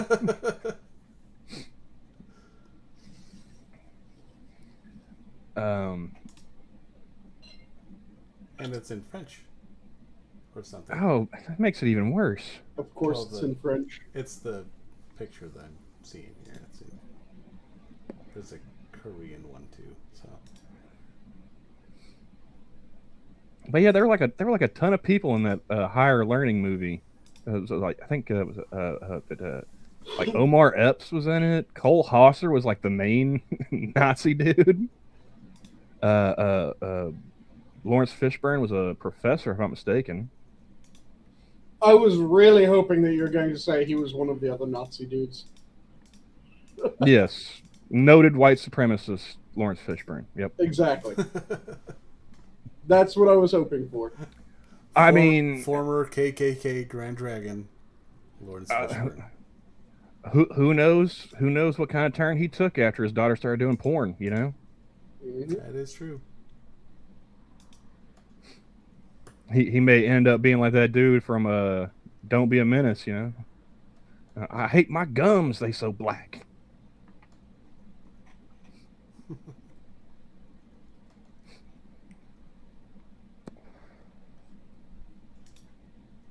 But I'm just getting annoyed every time I see there's secretly white supremacists everywhere. No, the fuck there aren't. Wait, didn't that also have Jennifer Connelly in that one too? I imagine Johnny's already at the IMDb. Oh yeah, I've way in there.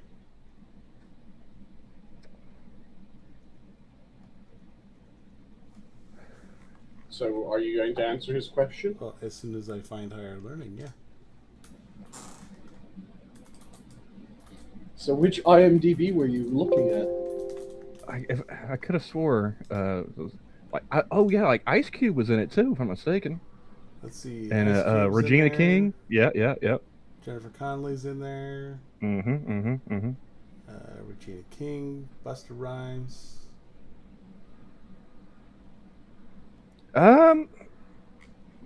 No, she wasn't a lipstick lesbian. She was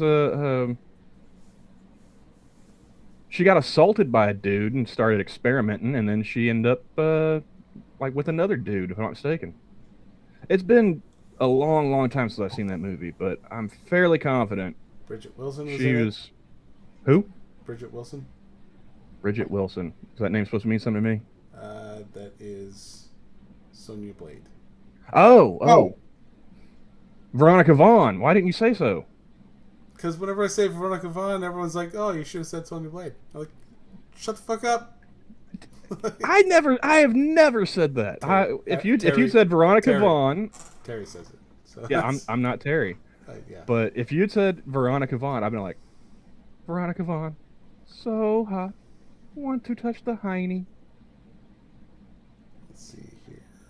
Sonya Blade was the name that Morris, got me to know who the fuck you were talking about. Morris Chestnut.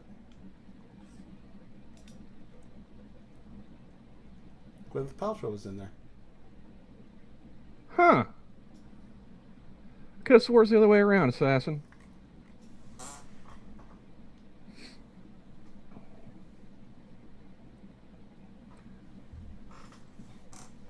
Like I said, it's been forever, so I could be mistaken. I'm not arguing there.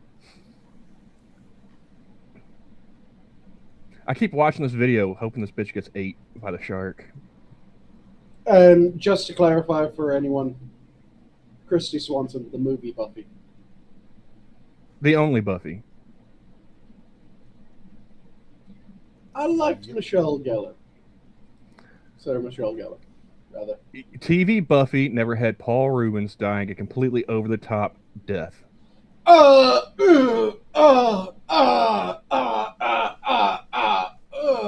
Exactly.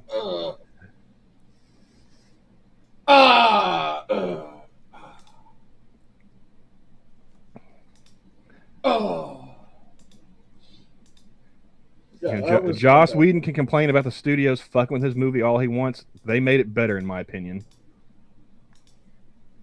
I liked both, to be perfectly honest. I'm one of those people that liked both.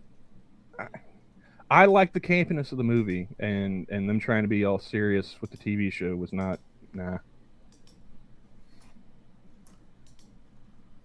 Never watched the TV show, so. I would catch a couple of reruns here and there when I would be getting ready for school.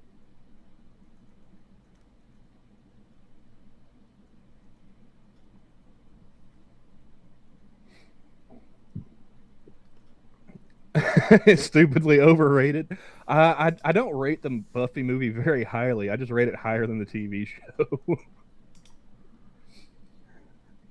But yeah, it was campy fun to me. Kill him a lot.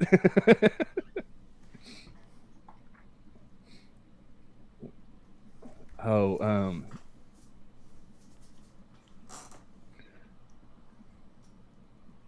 Yeah, to me, the TV show is overrated. Assassin. I hear people talking about it all the time, and I just can't get into it.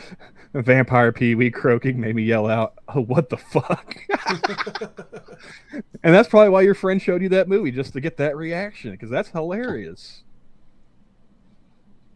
like I said, I enjoy both. The movie for its campiness, the television series, because it had some really good moments. Now, I feel for Assassin though, because I've been in situations like that where somebody would show me a movie, and like, oh, you got to check out this movie, you know. The one that comes to mind is a SLC Punk. God, I hate that movie. The fuck? I Yeah. fell asleep during that movie. That's 2 hours of my life I will never get back. And the chick who showed me that movie, I mean, she was cute, but not cute enough to pull that off. So what is that movie? Because I have no fucking clue. SLC Punk is a Salt Lake City Punk. It's a movie starring Matthew Lillard, who is a punk in Salt Lake City. Per the All title. I can imagine him as is Shaggy.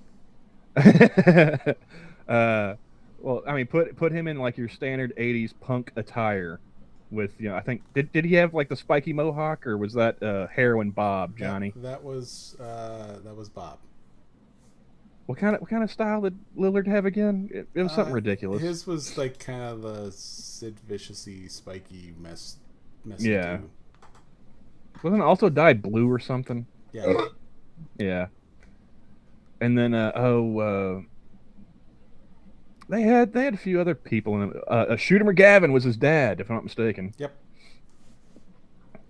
But yeah, it's, you know, they're, you know, in the punk scene in Salt Lake City in, what is this, like the early 2000s? Late 90s? It's supposed to be. Let's see here. It's set in the 80s. It's set in the 8. I didn't even realize that when I had to watch that piece of shit. Yeah, 1985 is when it's supposed to be set. Had no clue of the time frame of the movie. I was asking like when the movie came out. 98. 98, yeah. So I saw this in like 2004, 2005, somewhere in there. Mm-hmm. And see, this is what I get for finger blasting a chick who really liked The Crow. Is like the next time is, you know, it's like, oh well, we gotta check this movie out. And like within 10 minutes, I just turned and looked at her. I was like, show me your tits. At least The Crow was a decent movie. It was decent enough, yeah. Like I enjoyed that movie. Like it's one of the first movies I remember watching as a kid. But yeah, 10 minutes in SLC Punk, I just turned my head, looked at her, like, show me your tits. Just, what? Mm-hmm. Like, this movie sucks. I need something to entertain myself. Yeah, The Crow was a good movie, though it fucking killed Brandon Lee. You know, Michael Massey, he felt bad for that for years afterwards. Yep. He fucking like pulled up stakes and moved to France to get away for a while. And I think everyone probably knows, but on the off chance someone doesn't know, or they only know about it due to fucking goddamn Steven Seagal. So Due to Steven Seagal. yeah, Steven Seagal was trying to, you know, Steven Seagal doing Steven Seagal shit, trying to make himself sound like he's a very knowledgeable man that people have to consult, and he was called after Brandon Lee died, according to him. And someone said, "You won't believe what just happened. Brandon Lee was shot and died." And Steven Seagal said, "They're going to look at the autopsy, or during the autopsy, they're going to find a bullet. There was a projectile that killed him." Yeah, no fucking shit. That's how someone dies, Steven. That isn't some ridiculous point. But then he goes, "And when the autopsy was done, they called me back and said, 'I don't know how you did it. They found a projectile.'" No shit! No shit, they found a projectile. That's how people die when someone gets shot. There's a projectile of some sort. What happened? I think the first clue would have been like, hey, there's a hole in his chest that he's bleeding out of. He's fucking bleeding to death. No shit, something pierced him. So what happened was Brandon Lee was... They were loaded in the gun. And there was some schmutz in the barrel, if I remember correctly. And it was a combination of the wadding and the schmutz getting launched out killed Brandon Lee. Okay, so here's how it happened. They were filming a scene, and of course, you know, movies they hardly ever film in chronological order. Mm-hmm. So it's a scene towards the beginning of the movie before he becomes the Crow. It's you know, when the gang is, you know, in his apartment, they've been assaulting his girlfriend, and then they go and, you know, he comes in and they go to shoot him. Mm-hmm. They have this revolver with the character Funboy, played by Michael Massey, and, you know, they had blanks in it, and they filmed the part where they're shooting him, you know, out the window pretty much, right? Mm-hmm. And so they've, you know, fired off the blanks. But they had done a scene earlier with a close-up of like the front of the gun, where they'd had they weren't dummy rounds. It was a, you know, real bullet, just didn't have the primer on it. Mm-hmm. And I think it didn't have any powder. No, it didn't have any powder. I think it still had the primer. But when somebody had pulled the trigger, it had dislodged the bullet from the casing, and it got stuck in the barrel. And then when they went to go put the blanks in, nobody checked the barrel. And, you know, blanks have a double powder, so that pushed the bullet out of the barrel and into his chest. Mm-hmm. So you can actually see, you know, the shot that killed Brandon Lee, like towards the beginning of the movie.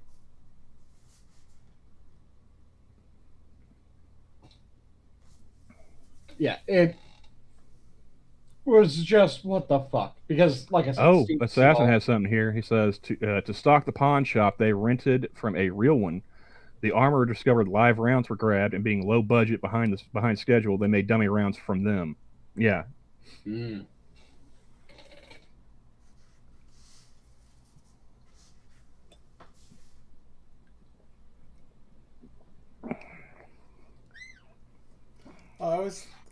I was told, and this was, you know, prior internet days, that it was the scene when he jumped on the table and then everyone just shot him. No. But I mean, South says that footage was not in the theatrical cut. I should have rephrased that. You can see the scene at the beginning of the movie that killed him, not the actual footage of him dying. Because that would be considered snuff. That'd be kind of fucked up. What was that one movie that they accused of being like a snuff film, like in the Amazon or whatever?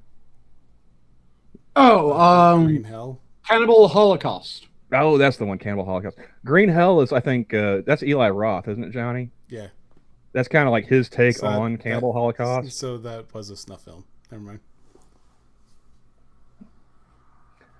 Well, I know they were claims of animal cruelty, like they killed some turtles or something. At least I've talked about this before. Do you guys know the origin of the no animals were harmed in the filming of this movie? Was it Cannibal Holocaust? No. It was Kingdom of Heaven. No, not. It was Heaven's Gate. That's what it is. Heaven's Gate. Which, do you guys know what Heaven's Gate was about? The cult? No, it was about the Mormons. The cult? The different cult. So, Okay. it was a movie about the Mormons and they're moving out to Salt Lake City and shit that happened to them prior to that and just after that. And there's a big battle scene at one point where they accidentally blow up a horse. It almost kills the rider, but they accidentally blow up a horse. Oops. Yeah. And that scene made it into the movie. You can actually see the scene where they accidentally blow up a horse in that movie. After that, yes, it was the Lincoln County War. And I'm almost positive. Let me double check because I'm Lincoln County War. Because I'm almost positive that that is the Mormon one.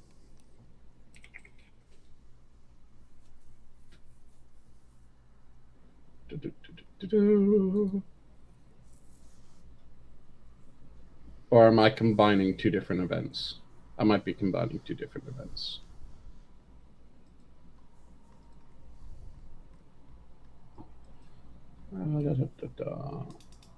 Okay, I'm combining two different events. My bad. I just looked it up to double check. But yeah, it was... yes, land barons were killing settlers. So it was the Lincoln County War. They blow up a horse at one point, sending horse shrapnel into the rider. Almost killed the rider. He ends up surviving it, though. And it was because they had poorly marked where their functionally landmines were located. Because in order to get the appearance of explosive shells hitting the ground, they just buried explosive charges. And due to poor marking of where the explosive charges were buried, a horse and rider ended up directly over top one.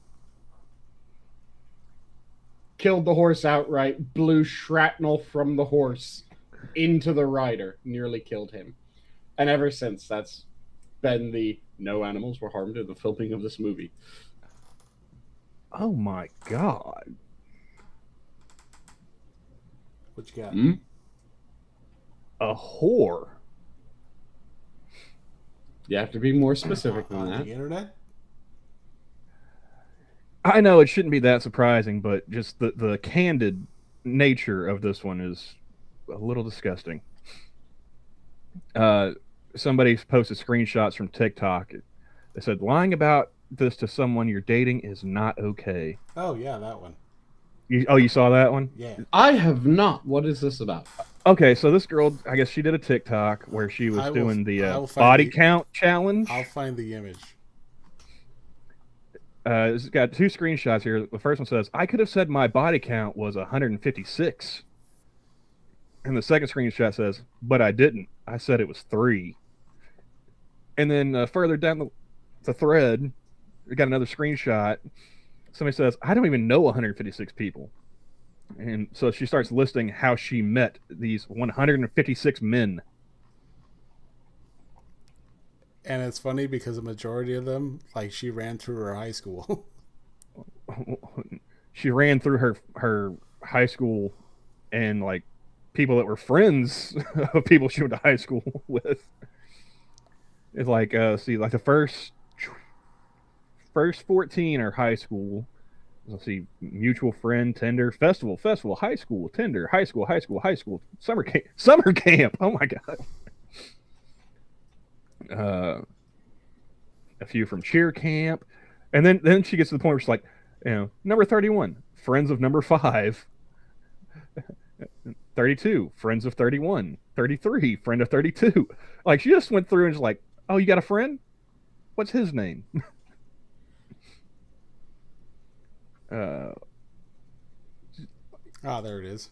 I don't know about you guys, but I have not kept track of like my number of sexual partners.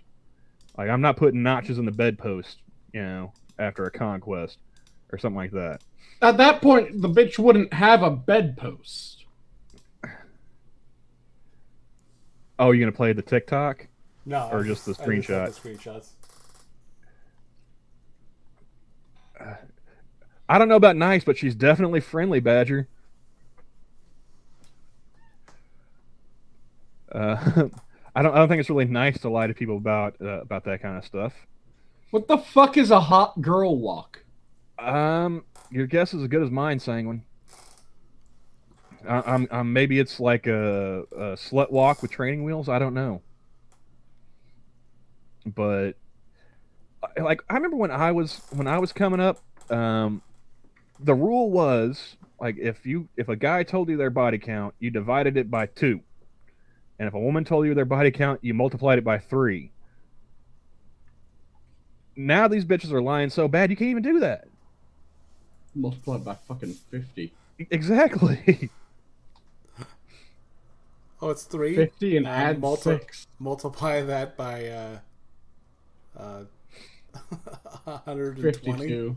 And it just reminds me of an old Jim Jeffries joke where he's talking about the difference between a slut and a stud, Mm-hmm. And like, to be a stud, you gotta have, you gotta be good looking, you gotta be fit, you gotta have nice clothes, like, fancy car, nice shoes, a fake job. He just goes through this whole list of things, right? Mm-hmm. He says, to be a slut, you just have to be there. Mm-hmm. I remember had a friend hook me up with one of their friends, right, back in the day. Mm-hmm. And this person was throwing like a house party, and there was one chick there talking about her sexual preferences.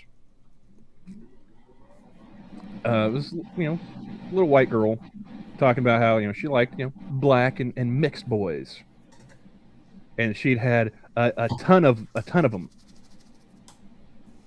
And there was one white guy there. He was getting upset. He's like, "You know how upset that makes white guys hearing a pretty girl like you say that?" I was like, "I don't give a shit about her racial preferences. I'm more concerned about her saying she's had a metric ton of dick." Mm-hmm. That seems like a bigger red flag, dude. It's like, do you really want to try and throw yourself down that hallway? If not already, because this was years ago, Assassin. Unless you're talking about Miss 156 here. And yeah, 46. Chances are she probably lives in an abortion on demand state. So here's hoping. But yeah, 46 plus are just dating apps. Huh?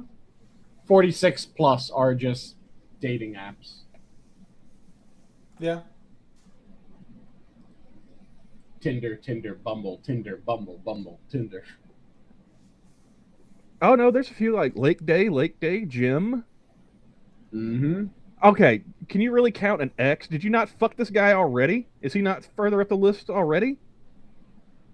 Can you imagine being like her ex and not having fucked her? Not having fucked her until you get almost to like the century mark? Oh, gee, you took one off the list.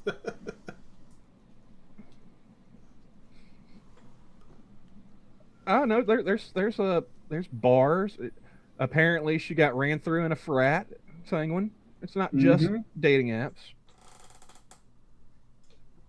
But it was a good solid string of Tinder, Bumble, Tinder. The best part is this whore has fucked so many people she can only get 2/3 of her list on the screen at one time. Mm-hmm.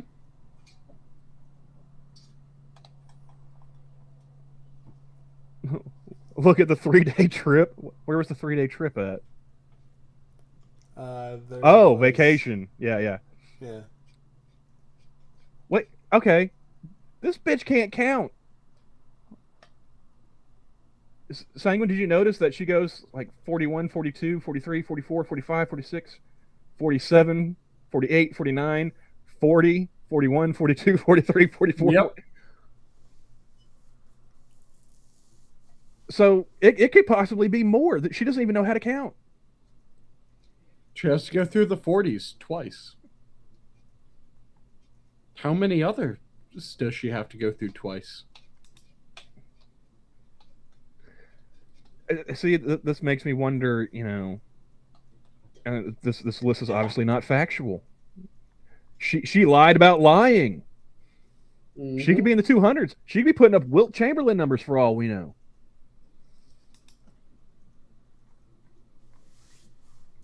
Ridiculous. Mm-hmm. I tried, in the late teens and early 20s to, do the whole casual sex thing. It just It kind of steals something from you. It wasn't all that fun, Yeah. Because, every time out is the first time, so you got to figure out all the shit that they like, don't like, what they're willing to let you do and not, Mm-hmm. So, Like I said, it kind of steals something from you. yeah, I didn't feel like walking in the bedroom with a checklist every time out. It's like, okay, so how about this? No? Okay, moving on. What about this? Yes? All right. This? No? Okay.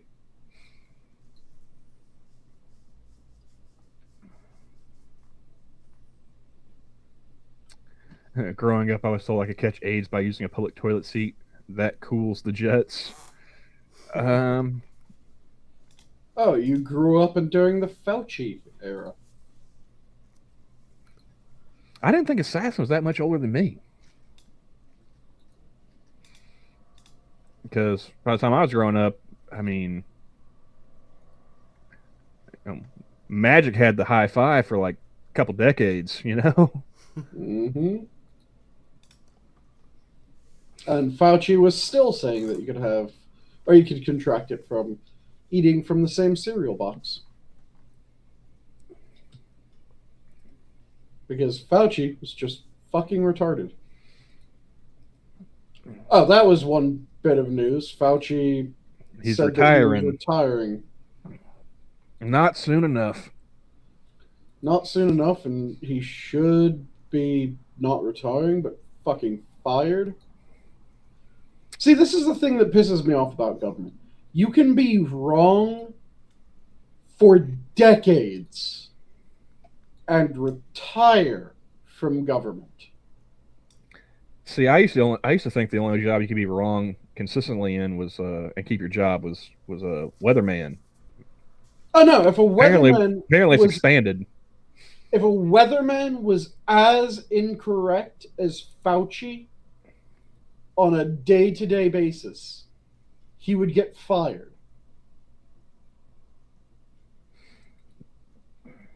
Well, I just remember as a kid in the 90s, if the weatherman said, got a 70% chance of rain tomorrow, it was me, hot, dry, and sunny. Mm-hmm. Only about a 10 to 15% chance of showers in the evening. Grab a fucking umbrella. Mm-hmm. But yeah, the only type of job that you can be that consistently wrong in is your government employee. I think Fauci's probably one of the people that we should be sending to like the Hague. Mm-hmm. Him, Darth Cheney, W. I'd go ahead and ship them off.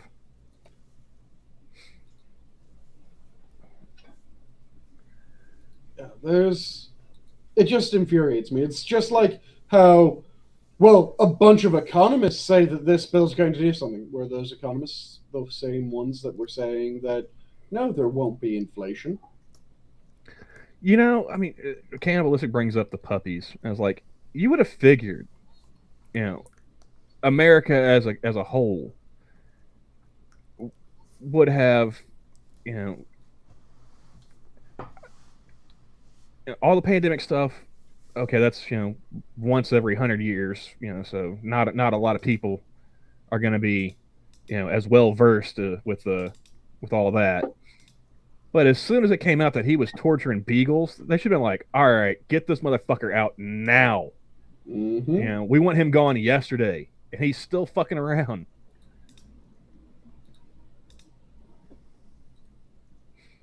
Yeah, it just pisses me off time and fucking time again, because you constantly hear, well, we got a bunch of economists that say that this works. We got a bunch of government doctors that say that this is what's going to happen. We got a bunch of government this, a bunch of government that. And every time I'm going, okay, how many times have these people been correct? And how many times have they been wrong? And when they've been wrong time and time again, does anyone get called on their shit? Because if they don't, I don't give a fuck how many of these numpties you have saying that this is the case this time. If you have 57 economists that all agree that this is a great policy, are those 57 economists that were saying no one could predict that it was going to cause inflation when we printed more money? Because if they are, fuck those economists. They don't fucking mean goddamn thing. They're absolute gormless numpties. And yes, I do love that word. So I was going to say, I wonder how long it's going to be before he drops it. Yeah. Holy shit. Apparently Mark... Okay. Oh, sorry. You first. Apparently Mark Zuckerberg was on Joe Rogan. Oh. Yeah, and he was talking about how the FBI reached out and kind of had him restrict the Hunter Biden laptop. Yeah. So I'm going to actually have to fire up Spotify and go listen to one of these. Well, he had Louis C.K. on too. At the same time? Well, no. His was the day before. Well, see, like I said, I haven't really kept up with Rogan all that much since he switched over to Spotify. I'll only really check out the episodes if there's some buzz around them, or it's somebody that I find interesting. Mm-hmm. And to actually hear Zuckerberg flat say that, yeah, the FBI asked us to put the kibosh on this for a week. Yeah, I want to hear the whole story around that one. Mm-hmm. But yeah, if the people that are saying I just woke up like an hour ago, Assassin. I haven't checked all the different stuff. If the people that are saying that something is going to work are the people that routinely get surprised when what they say is going to work fails, and routinely are caught unaware by shit, I don't give a fuck about what they think is going to happen, because they've been routinely wrong. This is the thing that should always play into, does this fucking matter that this person says something? Were they correct? This is the thing that pissed me off about Obama and the Obama presidency, because when Trump was coming into office, they said it would be impossible for Trump to get unemployment stats down to this amount. It would be impossible for him to get workplace participation to exceed this amount. It would be impossible for him to get GDP growth to exceed this amount. And then you look at what happened, and he got the unemployment down to that level. He got the workplace participation up to that level. And he got the GDP growth up to that level. And when he did, what did the fucking Obama administration say? They said, well, of course he was able to do that because it was all our work. No, fuck you. You said that it couldn't happen. The moment that you say something can't happen, you don't get to take credit for it. And when they then have Trump saying, well, what's going to happen under Biden? Well, the gas prices are going to skyrocket.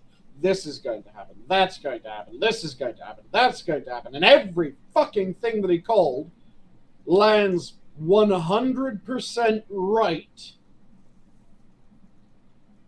That's what matters. Is what they're saying something that pans out? If it pans out, then yeah, I'll give a shit about what they say. If they are wrong 100% of the fucking time, fuck them. I don't give a shit.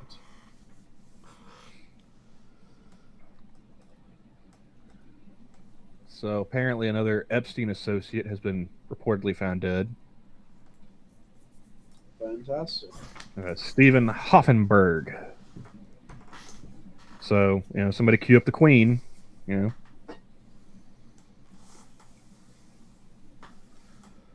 Well, I think it's less likely the queen and more likely the man who is in... No, man, I was thinking of Queen. Another one bites the dust. Ah, okay. When he said the queen rather than queen. well, we've been going about 2 hours and 20 minutes, and we are going to go to parting thoughts. Sanguine? If you're passionate about something, make sure that you devour it. Don't let it devour you. Camel? Don't try and pet a shark. It'll end badly. And I will go with my standard. I don't like pain. It hurts me. Daffy Duck was a sage. And with that, the zoo is closed. Have a good night, all. Good night, all. Bye, everybody.